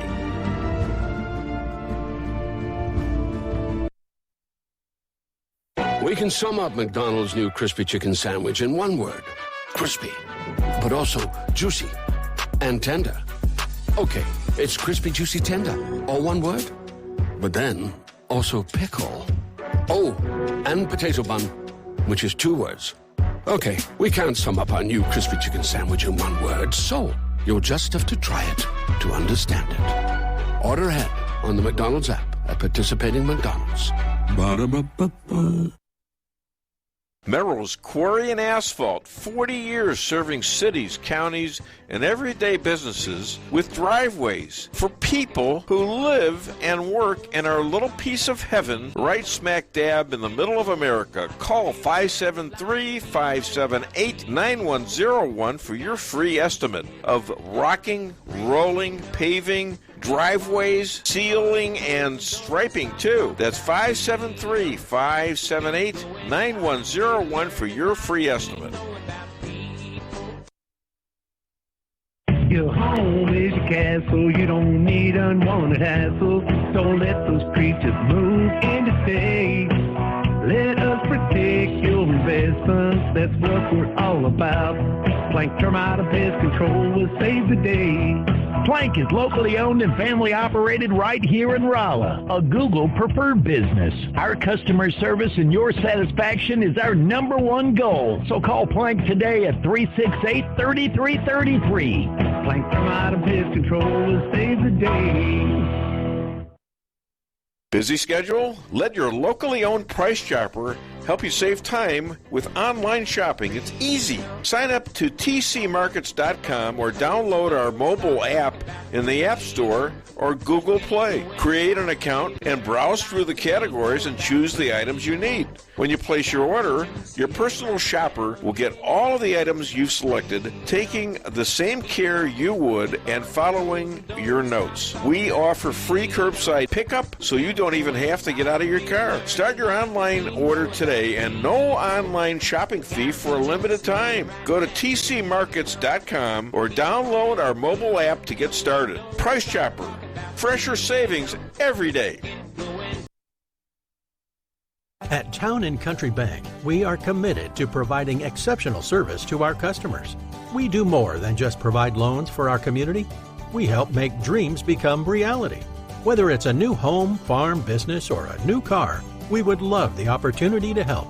Stop by one of our 2 Rolla locations and let our friendly lending team remind you how special hometown banking can be. Smart, friendly solutions. Town & Country Bank. Member FDIC. Equal housing lender.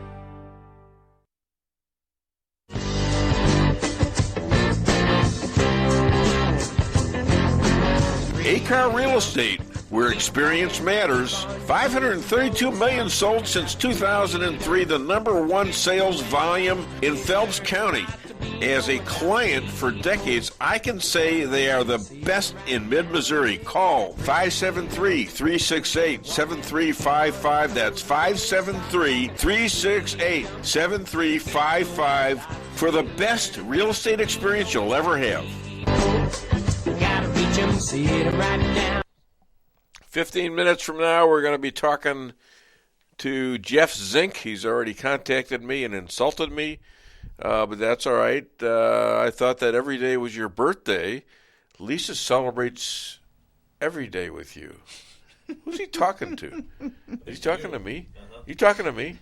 Yes, I wished Pastor Pat happy birthday yesterday. What a wonderful pastor for the Rolla area.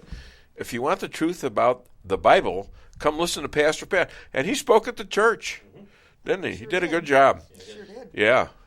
I hope he's doing okay, and we're going to find out in about 15 minutes. Fox News, you know what? I found out some things. Where did I find this out? That Fox News, and I've been talking about, why aren't they talking about the election? What the hell's the matter with these people? That's a big deal. I mean, was there a cheat? Was there not a cheat? And I found out that Hannity,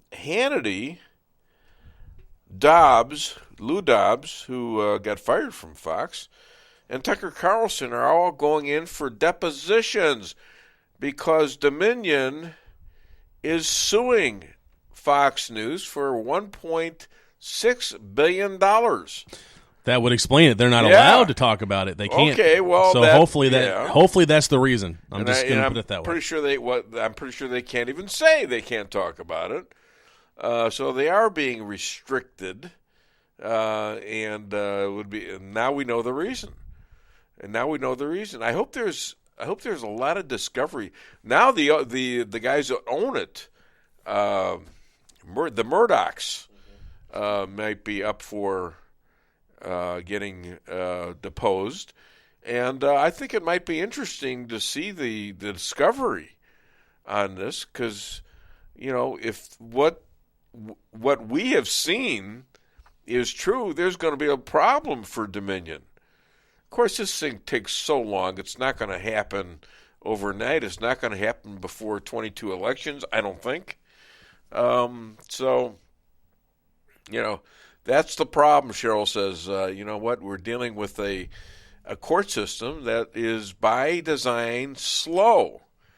And the Democrats can do 10 horrible things in that time. And then they have their time limits set on them.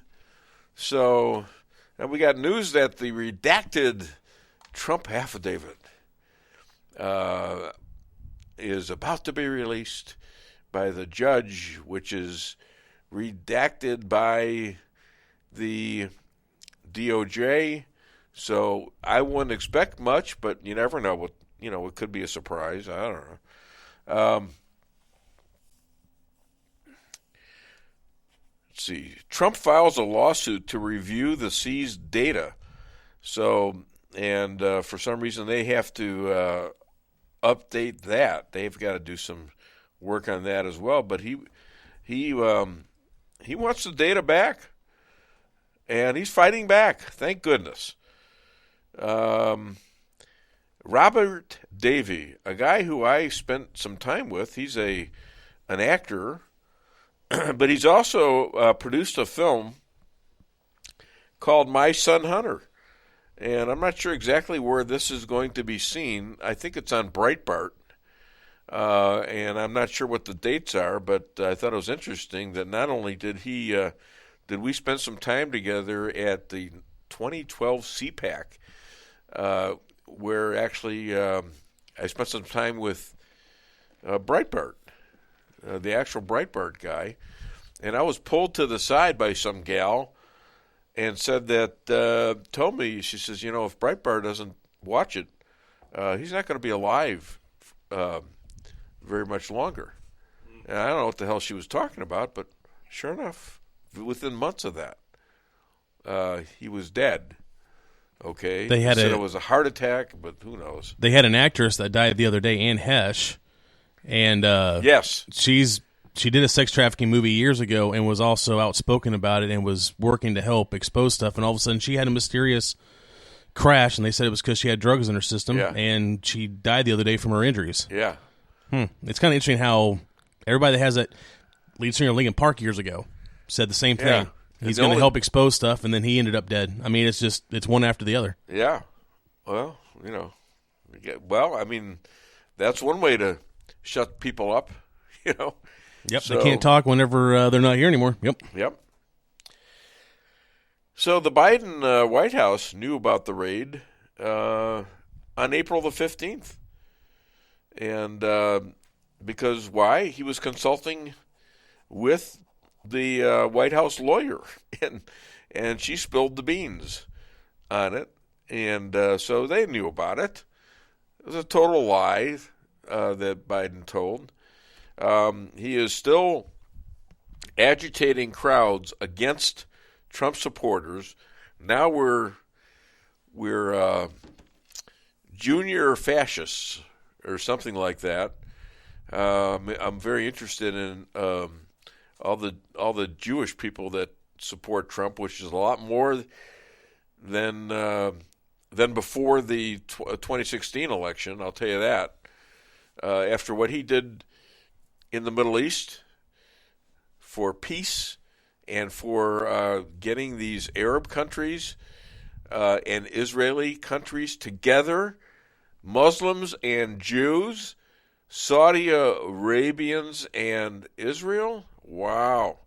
And this is the problem with the United States is that because of Barack Obama, and he's still running the place, I think, this Iran thing via Valerie Jarrett and others is a totally anti-Semitic move.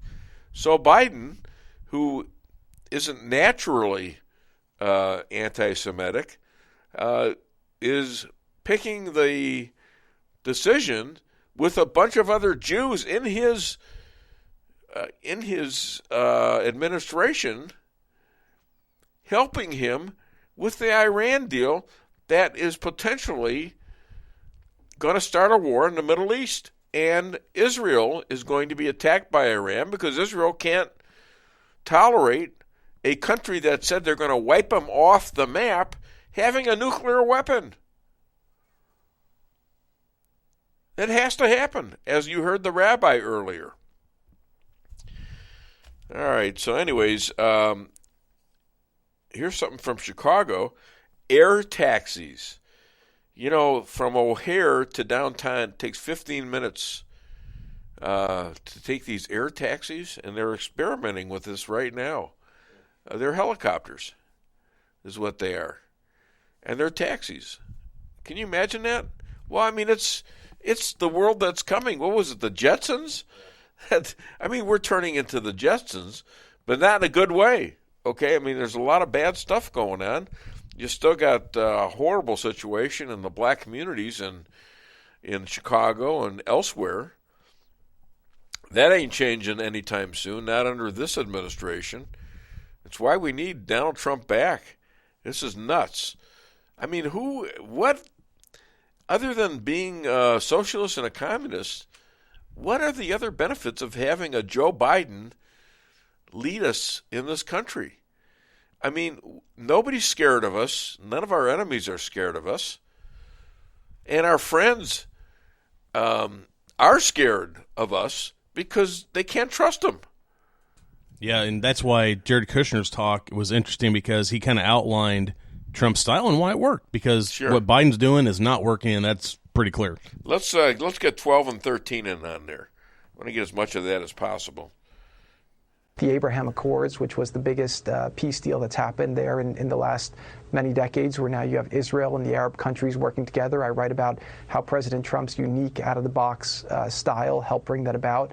But that was something that only an outsider could have done, and it really was an impact that's made our country much, much safer. The same thing on trade, right? You know, his trade orthodoxy was very much rebuked by the Washington insiders who wanted to send our jobs overseas to make more money for corporations. President Trump took on those corporations and said, I'm here to fight for the American workers. And, you know, he brought manufacturing jobs back to America. The farmers who were struggling beforehand started doing great. And these were through trade deals that really were quite extraordinary.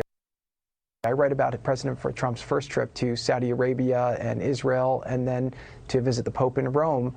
In 2017, ISIS had a caliphate the size of Ohio.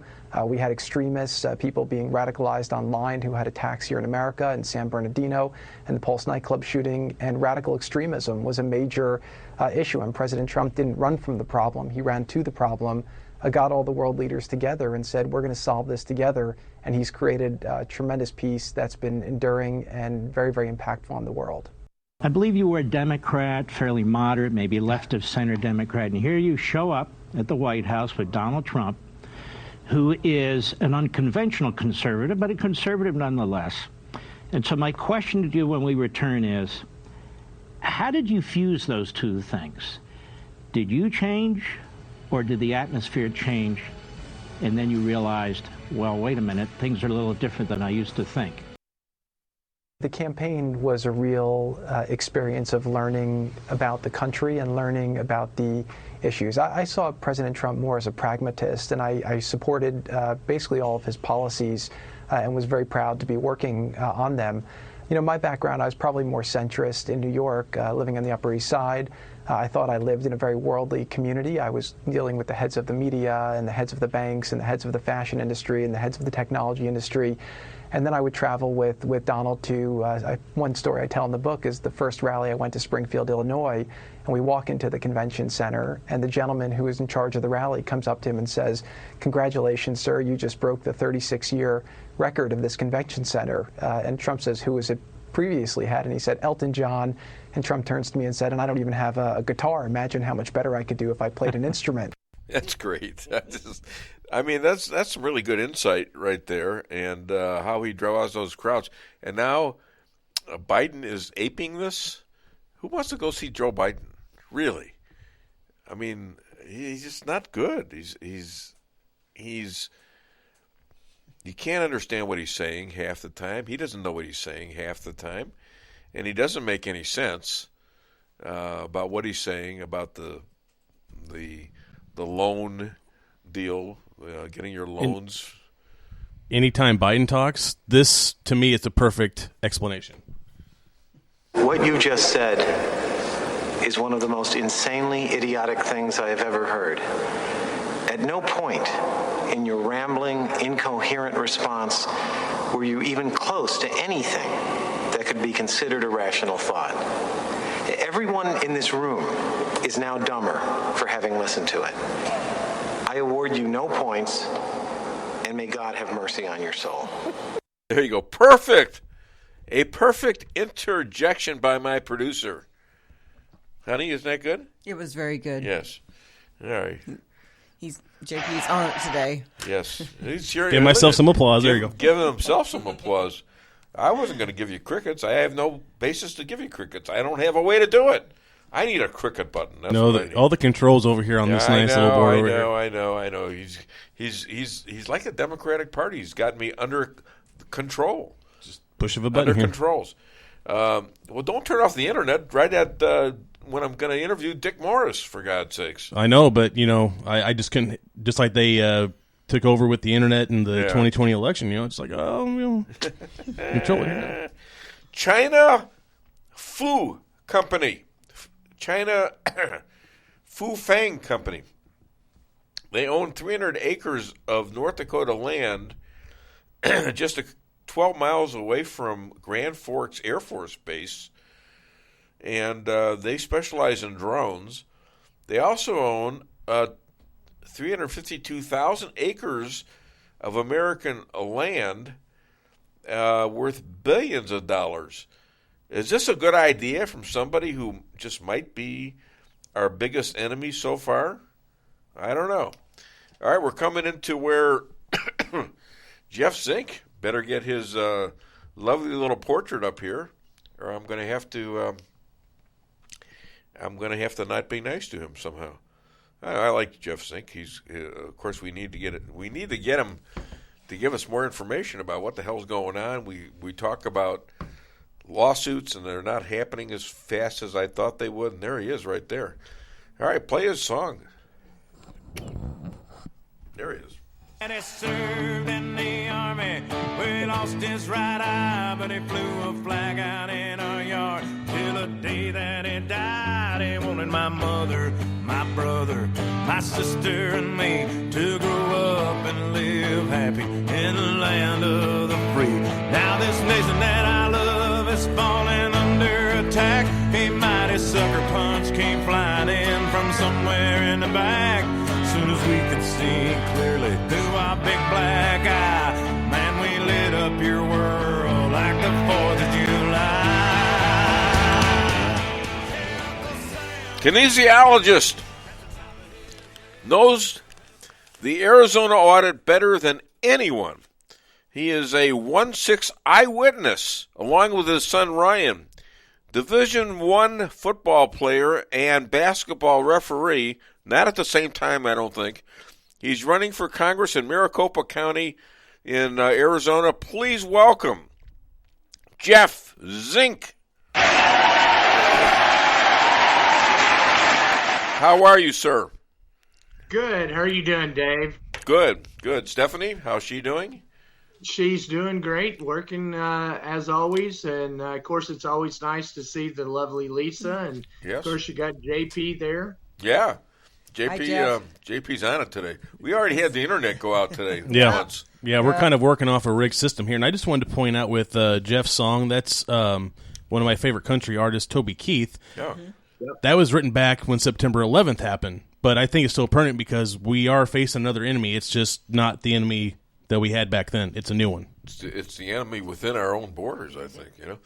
So tell me about the Mike Lindell rally you participated in. Oh, absolutely. Well, one of the things that we were able to do was present the primary that happened on August the 2nd. If you notice the time frame, the first audit took us almost 9 months. This second audit only took us several weeks.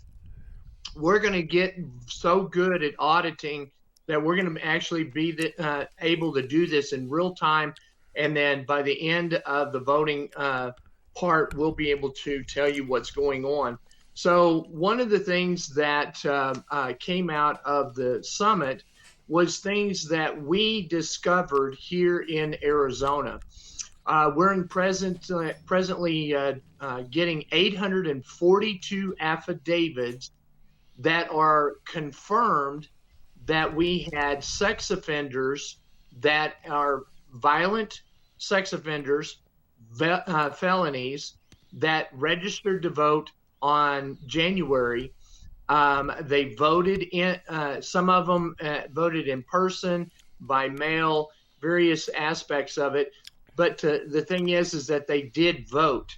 And what we're now finding is a common thread that none of them knew that they had registered. None of them knew that they even voted. So the common thread is the DMV, someone there actually is registering these people, knowing that they are convicted felons, that they can't vote, but they registered anyway, and they voted. And to give you an idea, we just had a couple of states that had the same thing happen, and they are now prosecuting people because of them signing other people up without their permission. And when we get to the bottom of this, 842, will be the most that any in the country have had come across. So it's something that we need to sit down and start looking at. Again, it's the death by 1,000 cuts. It just depends on where you look, you start finding the fraud, and that's where the evidence starts to lead us. And so that's how we've discovered. And then the Biden administration has just passed where any federal entity can register people to vote. If we found it in the one spot that we had prior where this fraud is taking place, what do you think it's going to be when every federal agency can register people to vote? Sure. And I was talking to Dick Morris. Supreme Court is now studying a case that is going to prevent governors from getting rid of legislatures' votes to have election laws based on getting it done on the day of the election and all the other things that legislatures can do. That governors have no piece of this, and they can't veto it. So, are you aware of that one? Supreme Court case? Yeah. The thing is that if we can make it difficult to resolve any issues that come up, right now Arizona also has Katie Hobbs is coming out stating that when she becomes governor of and by the way, here's how bad it is in Arizona. Yeah. Katie Hobbs, who presently is the Secretary of State, running for a higher office, governor, is going to be in control of the election coming up in November. That's outrageous. And she's running for governor. And she's running for governor, and she is over the election integrity and aspects. And so one of the things that she wants to do is she wants to make it to where you can't challenge any election whatsoever. She has stated that we have wasted millions of dollars and haven't proved anything at all. And the thing is that it's the absolute opposite of everything. So what I always tell everybody is that if a politician's talking and they're saying things, it's more than likely opposite of what they're saying. Mm-hmm. Now, I don't consider myself as a politician because I've never run for office until now. And so I haven't been tainted, but I'm involved in both the audits of Arizona, Texas, Wisconsin, Colorado. And the thing is that what we found are very similar patterns in all of these states that's taking place. So one of the things that I always want to tell everybody is this, and they ask me these questions a lot.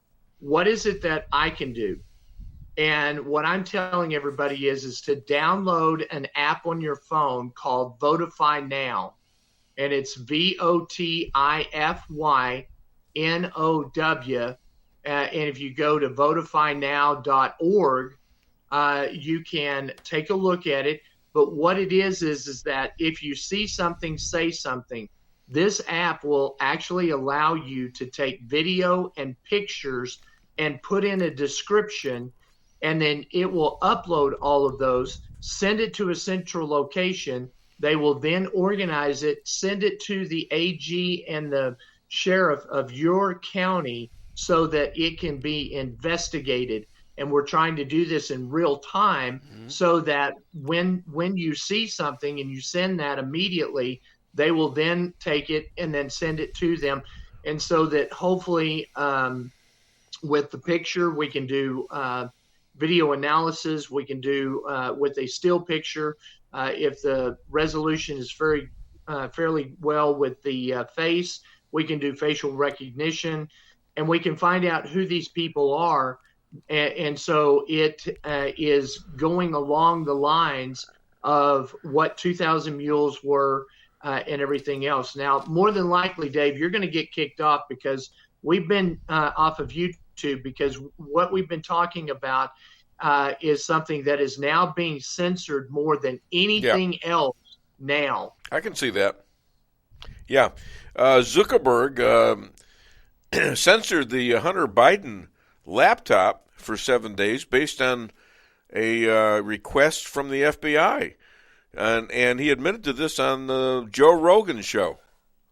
Yes. So the thing is that the FBI had been complicit in a lot of things. They have covered up before an election Hunter Biden's laptop from hell.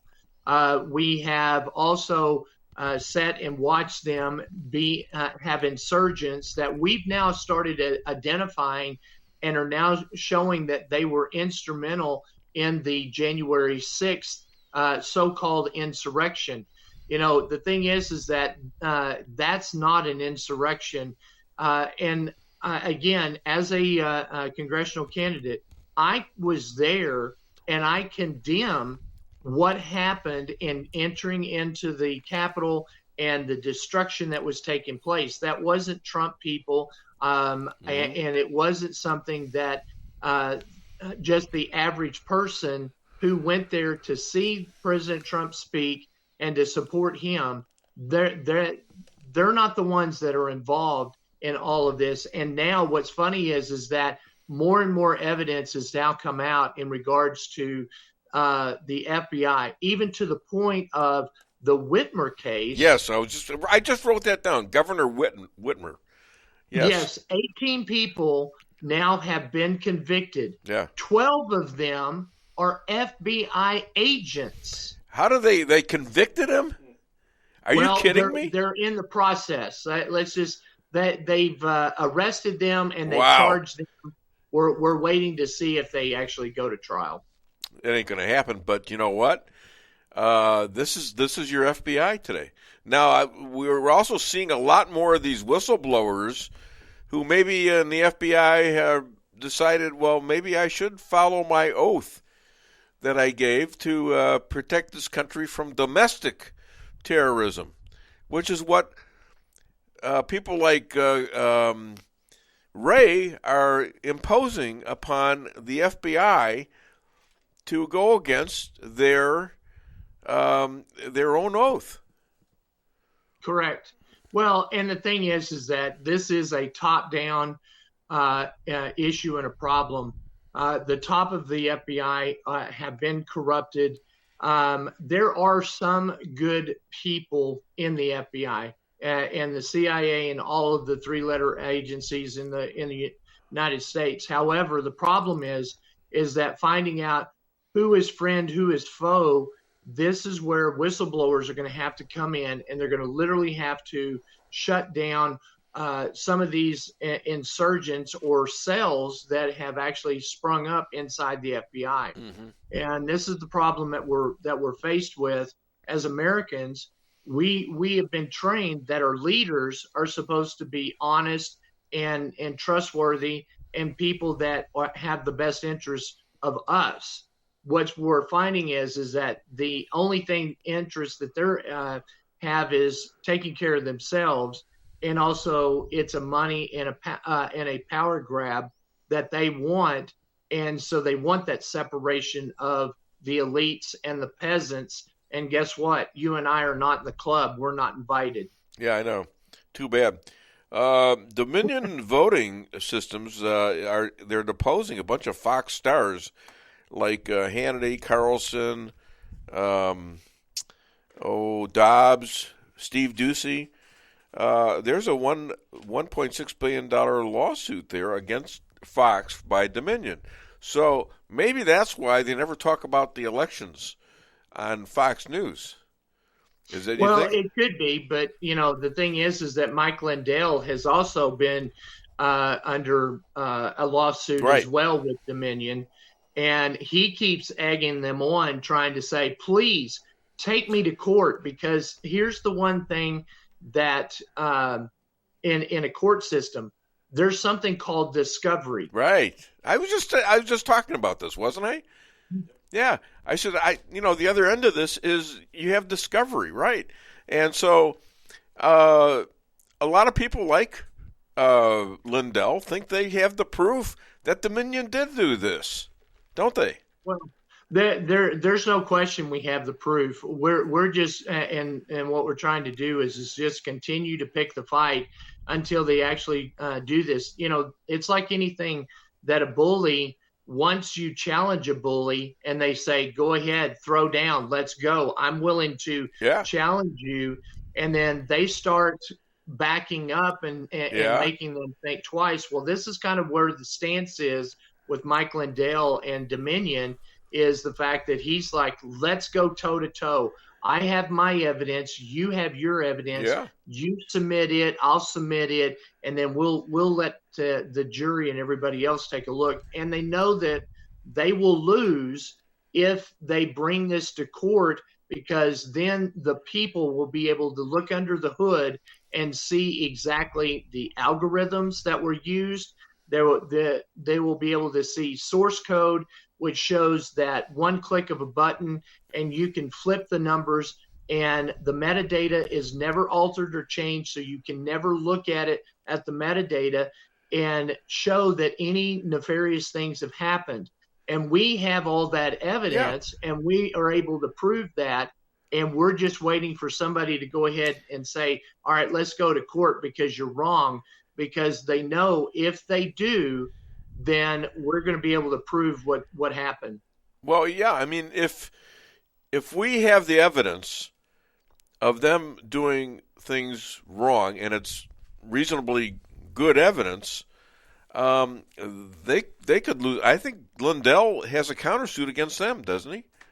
He does. Yeah. He does. He's countersued them, and he's countersued them for as much money as they're suing them. Yeah. Or suing him. And so the thing is that a lot of things, and what is missing is this. They'll talk about election fraud. They'll talk about voter fraud. What they won't talk about, and it's very clear in what you're watching, is about the machines. And so what people need to do is they need to go down to their local county recorder. They need to ask for the cast vote records. Once they get that, and the thing is that it's a FOIA request. They can go down and ask this. We as voters and taxpayers, we are paying the salary of the people that are running these elections. We are the people, tell the people that we've elected what to do. It's not the other way around. And what's happening is that we have taken a stance here that we have this evidence and we have to prove that election fraud's taken place. That's not the way our founding fathers had set it up. The burden of proof has always been with the government having to prove that there was no fraud. It's on them to say that here is everything, take a look at it, Really? and if it is, then we need to rectify that. And it's been the exact opposite. Yeah. Hey, going back a little bit to, did you see the report by Sarah Carter about, she had a cartel member on last night, voice and picture blurred, that many of the children sent across the border are murdered and cut up like cattle to sell their body parts. Now, do you know anything about that? And so, because some of that got to be coming through Arizona. Yes, in fact, it is a problem. What they're estimating right now is any child from about 8 years old and older, when they're in these caravans coming to America, are raped anywhere from 25 to 100 times in that time, depending on how long it takes. But every night, the women are being raped. The thing is that once they get in here, then they're separated and taken to different locations and stuff. And we don't know how many of them are having this, but they did uncover that there were selling body parts. They were selling into sex trafficking. Some of these women are being immediately put on other planes and taken out of our country and stuff. And all now, of this are they women place. or are they kids? Well, they're both. Okay. All right. Well, okay. I mean, you're not calling a 8-year-old a woman, are you? I mean, you're calling her a girl, right? I mean, young girls, right? Starting around the age of 8 and stuff, and some of them are even younger. The problem is that again, we have to look at the cartel. The cartel is making millions of dollars off of everything that's going on right now, and the thing is that this is all because of Biden's administration having an open door policy that allows anything and everybody to come through. Well, the thing is that, like I always tell everybody, I don't see any boats or anybody on the shores of Florida trying to get to Cuba because it has a socialist country. Right. So here's something that I have stated a lot, and I'm tired of this. If you want to live in a socialist country, let me know. I will provide a one-way ticket to China, Russia, or Cuba, or Venezuela, and we can drop you off. You check your passport here, and you leave it in the United States. You renounce your United States citizenship. You become a communist in another country, and you can live and do that. But if you want to stay in this country, then by all means, we are not a socialist communist country.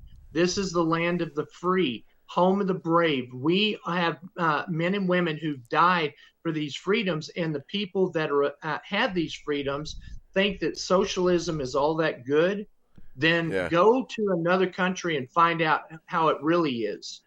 Now, do you have somewhere to go? Because I'd love to play some of these clips for you and get your reaction. Sure, go ahead. All right, play 15, 16, 17. Nobody knew who I was at the time, so I was able to walk around and really talk to a lot of the people in the crowd. It was nothing like the CNN, had described it. They described it like it was a Hitler rally.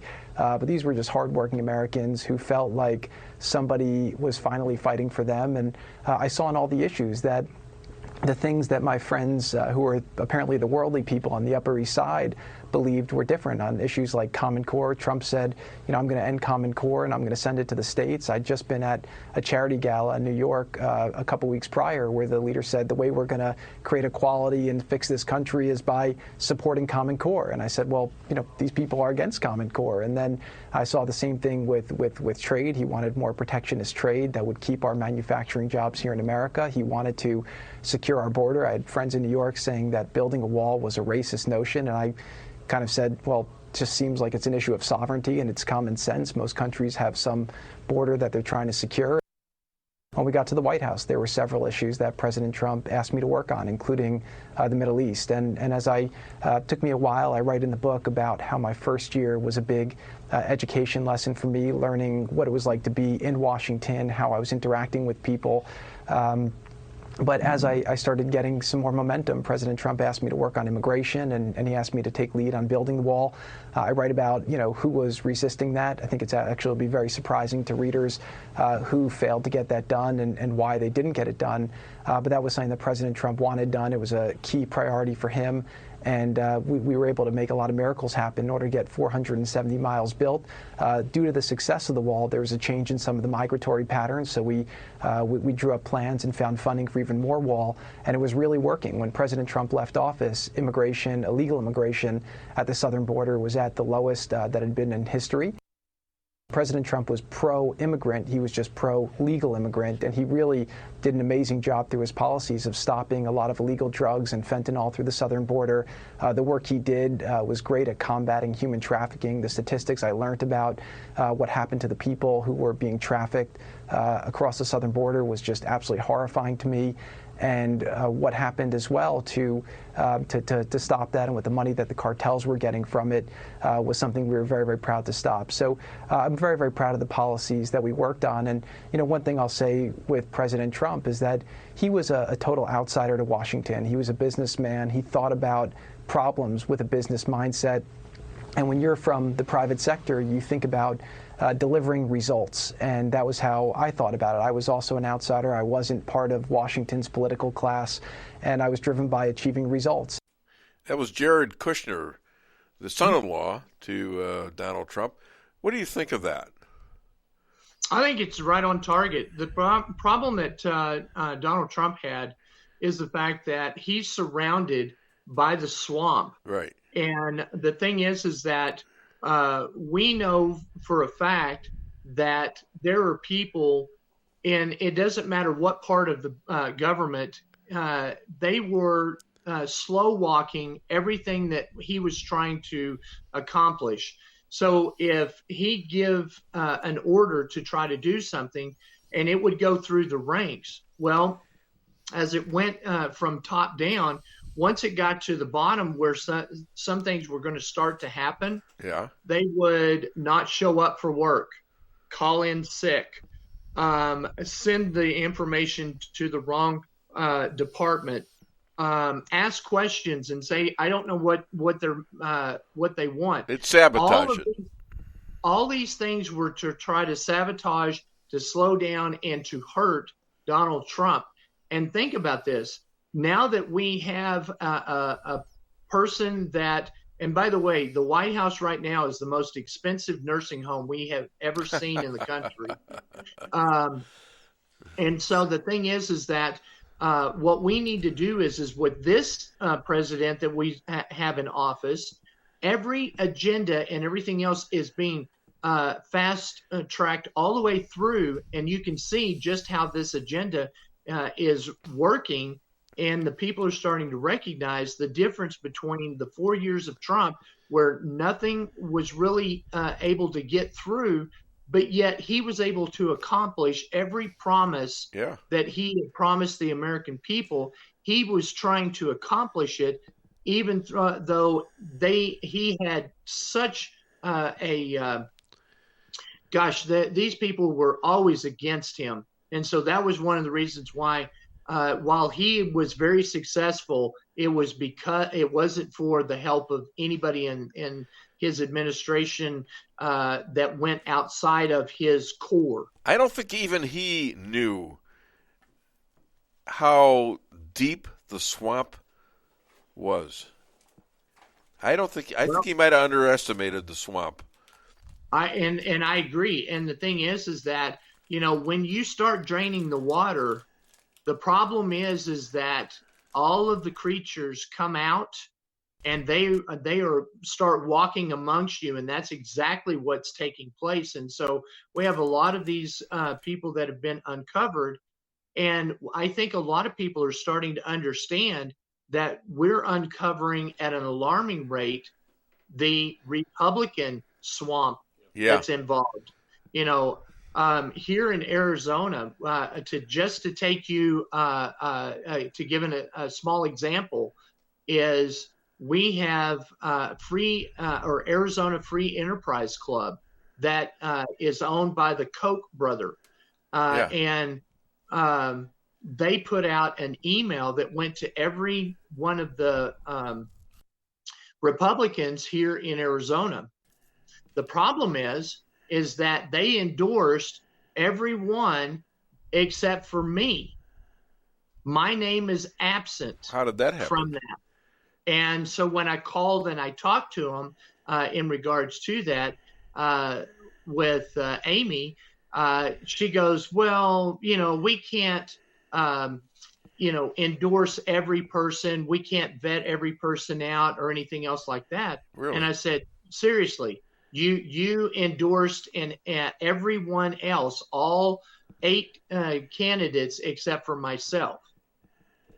And she's just like, well, that's just the way things are and stuff. And then I've had Kelly Ward, the chairman of the GOP, tell me that she wasn't going to give me any time, money, resources, or effort. Ben with the RNC told me exactly the same thing. And the reason why is because I'm a J6er. My son's facing the 22 years in federal penitentiary if he's convicted on zero evidence.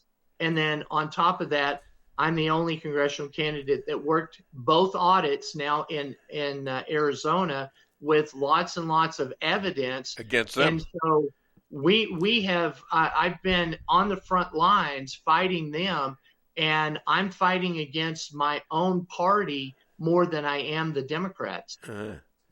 Yeah, go ahead, JP. So I have something here for Jeff. He was talking about the most expensive nursing home that we have in the United States, and I think this picture here kind of says it all. Let me take the... Yeah. There he is.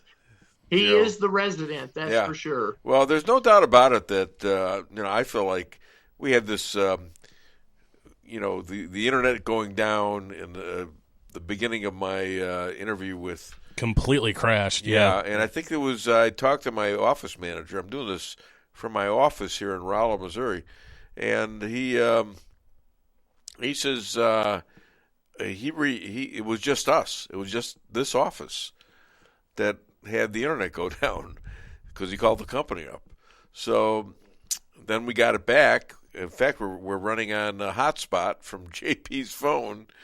And so... I don't care. You know what? It's so important to get this stuff out.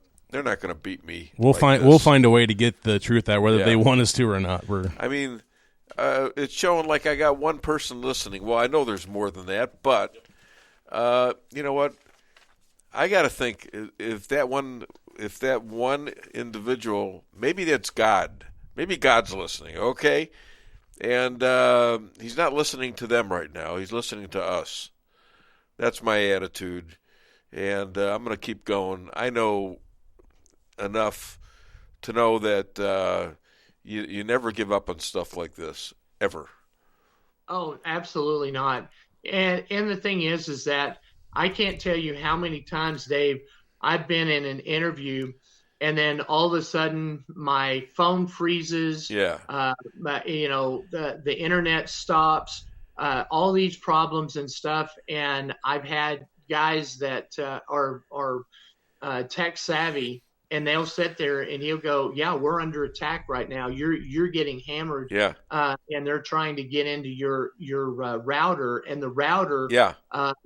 We've got a secure router here at the house, and if we start coming under attack, it shuts down and stops. So it doesn't allow them to penetrate into the computers or anything else. Now, I'm not an expert, but my office manager did mention something about the router. He had to reboot the router, and we went off.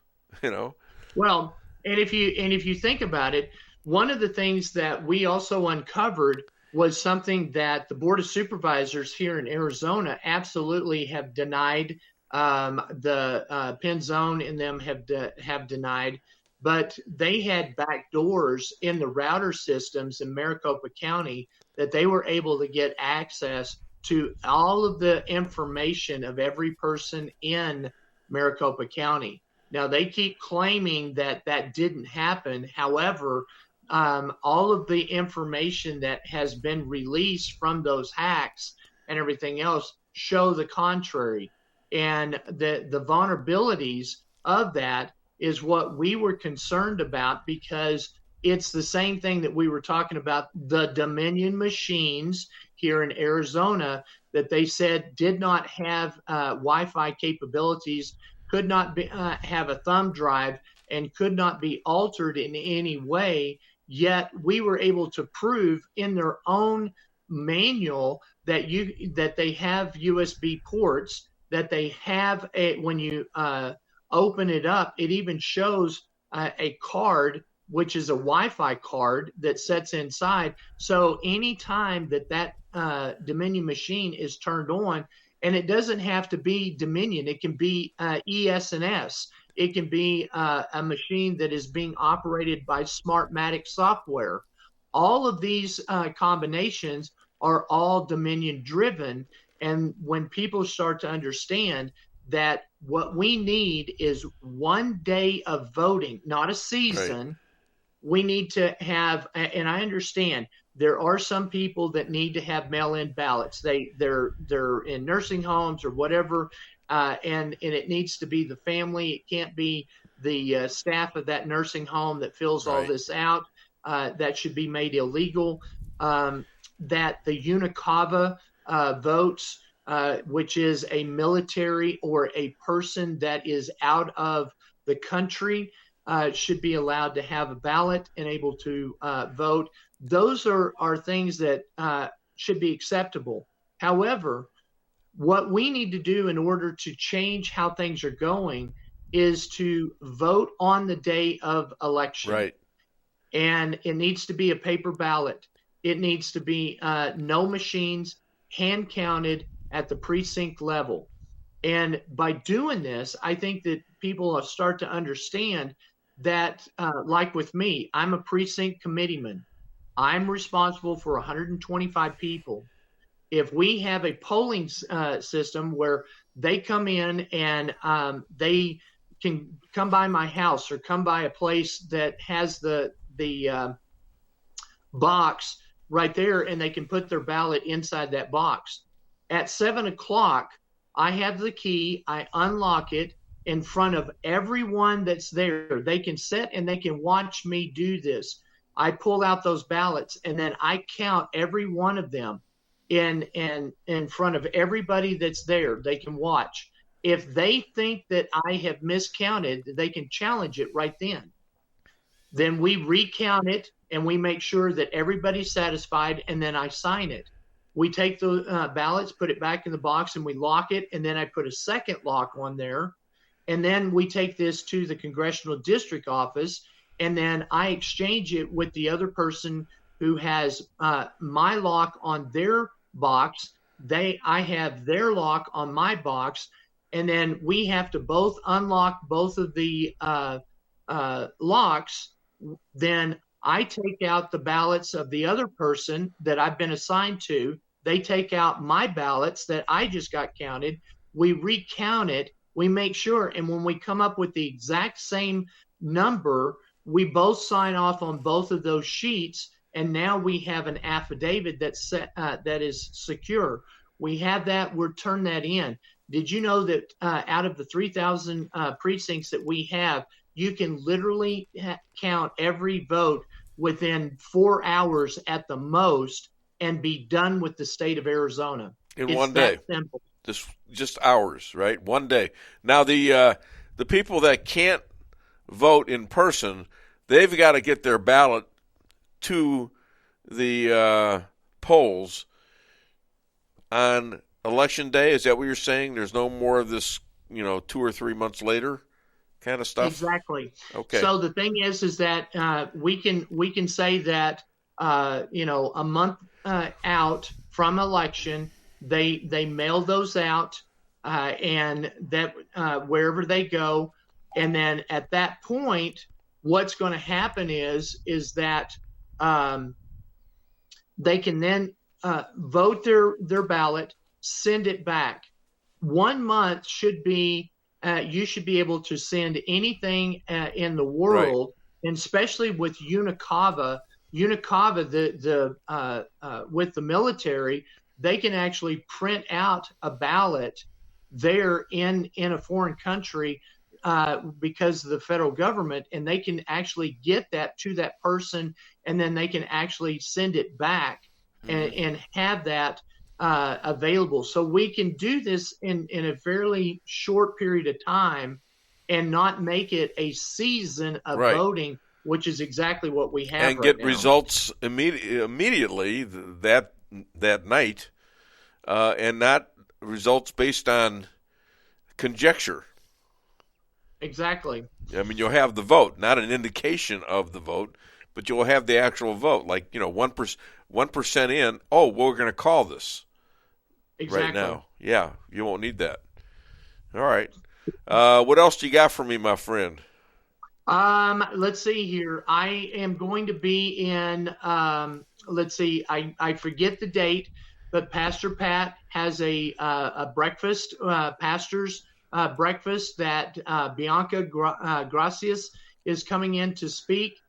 She's asked me to come in and speak. So I will be in Rolla, I think at the end of next month, where we'll be able to meet with the pastors in the area and try to help them that they can speak out and support a candidate and a party and not lose their 501c3 status, that the IRS is not going to be able to come in and kick down their door and take all their money away and all of that, which is what they are trying to do if we allow this to continue.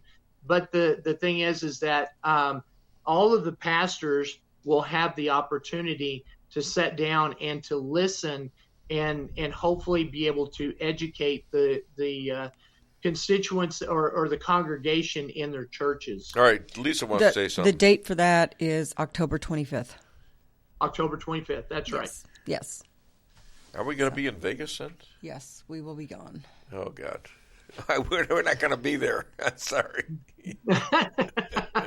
Knew I was coming, decided to leave. I see how I have to go there. These McDonald's meet. It's a McDonald's convention. Oh, okay. So you're going to go. They make me go to meetings now. Okay. So are you going to dress as Ronald? No, I'm the biggest clown they have, though. You saw me. Absolutely. Hey, listen, my friend. Thank you so much for being on the show again, and I understand where you're coming from. And have a great weekend. Hi to Stephanie. All right. And Ryan. Hi to all of y'all, and I really appreciate y'all. And like I said, if y'all go to jeffzinkforcongress.com, hit the donation page. I'm desperately needing money to challenge this incumbent Democrat that's a Marxist, and we need to get him out. You know, by the way, before I met Lisa, I like to cuddle with my girlfriend, Anaconda, until I found out she was a snake. Yeah. Thank you. All right. Wait, where's the other? All right, thanks, Jeff. Have a great weekend. Okay, you too. Bye-bye. Bye-bye. All right, we got 5 minutes left. If you want to call the show, 573-578-2700. And I'll go back to other things. Let's play another bit. We got one. How about Seinfeld? Did you play Seinfeld Women already? Not yet. Yeah, why don't you play that? I like the idea of the women's room. You have a door, says women on it, and women come right out of it. What more do you want? Men say to me, where to meet women? I say, there you go, there's a door. What could be clearer than that? It says women, they got to be in there. The men's room, on the other hand, is a nauseating, disgusting place, and every man in there is a revolting, perverted human slime. Men don't want to meet, relate, or deal with any other man in the men's room. We don't even use our hands. We touch everything with the feet. Toilets, faucets, handles. We become orangutans as soon as we go in that door. They would have put ropes in there so we could swing in, pee, swing out.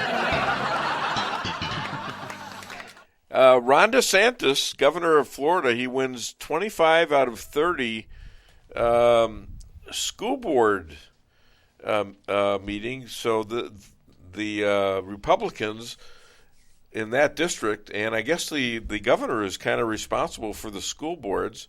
That's a huge victory. So there's going to be a little change in the school curriculum in Florida. It's a big victory over the Democrat-run unions, the teacher unions. California is, and we talked about this earlier, moves to banning new cars running on gas by 2035. Isn't that something? I mean, the amount of stations they're going to need just in, the where you get juiced up with these cars, it's coming. It's going to be astronomical. It's going to be like 1.2 million or something like that. They're going to need just for California. And they've got barely any right now. So Joe Biden, God bless her, she got rebound COVID.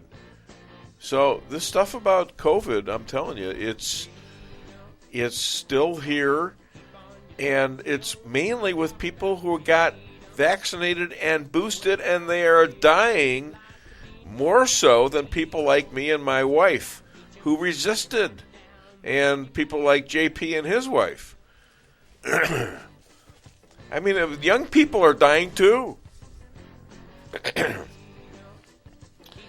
Megan Tully tells Fauci to go F off, and that's her reaction to him dodging Congress. So there you go. What do we got? 50 seconds? All right, well, listen, this has been a fun day. I know we got cut. We probably got cut a little bit by whomever is controlling the internet out here, and we probably got because I know this is not our normal audience. No, and that was probably Al Gore who cut us off because, he's the one that invented it anyway, so. Yeah, the internet, right. Yeah, he's there. Al Gore, the brilliant weatherman right there. Anyhow, listen, I don't care who I do the show for. It's like being a stand-up comic. Whoever shows up, they're going to get the best show I got. Okay? So I'll be back next Friday with another edition of the Dave Weinbaum Show. Thank you all for listening.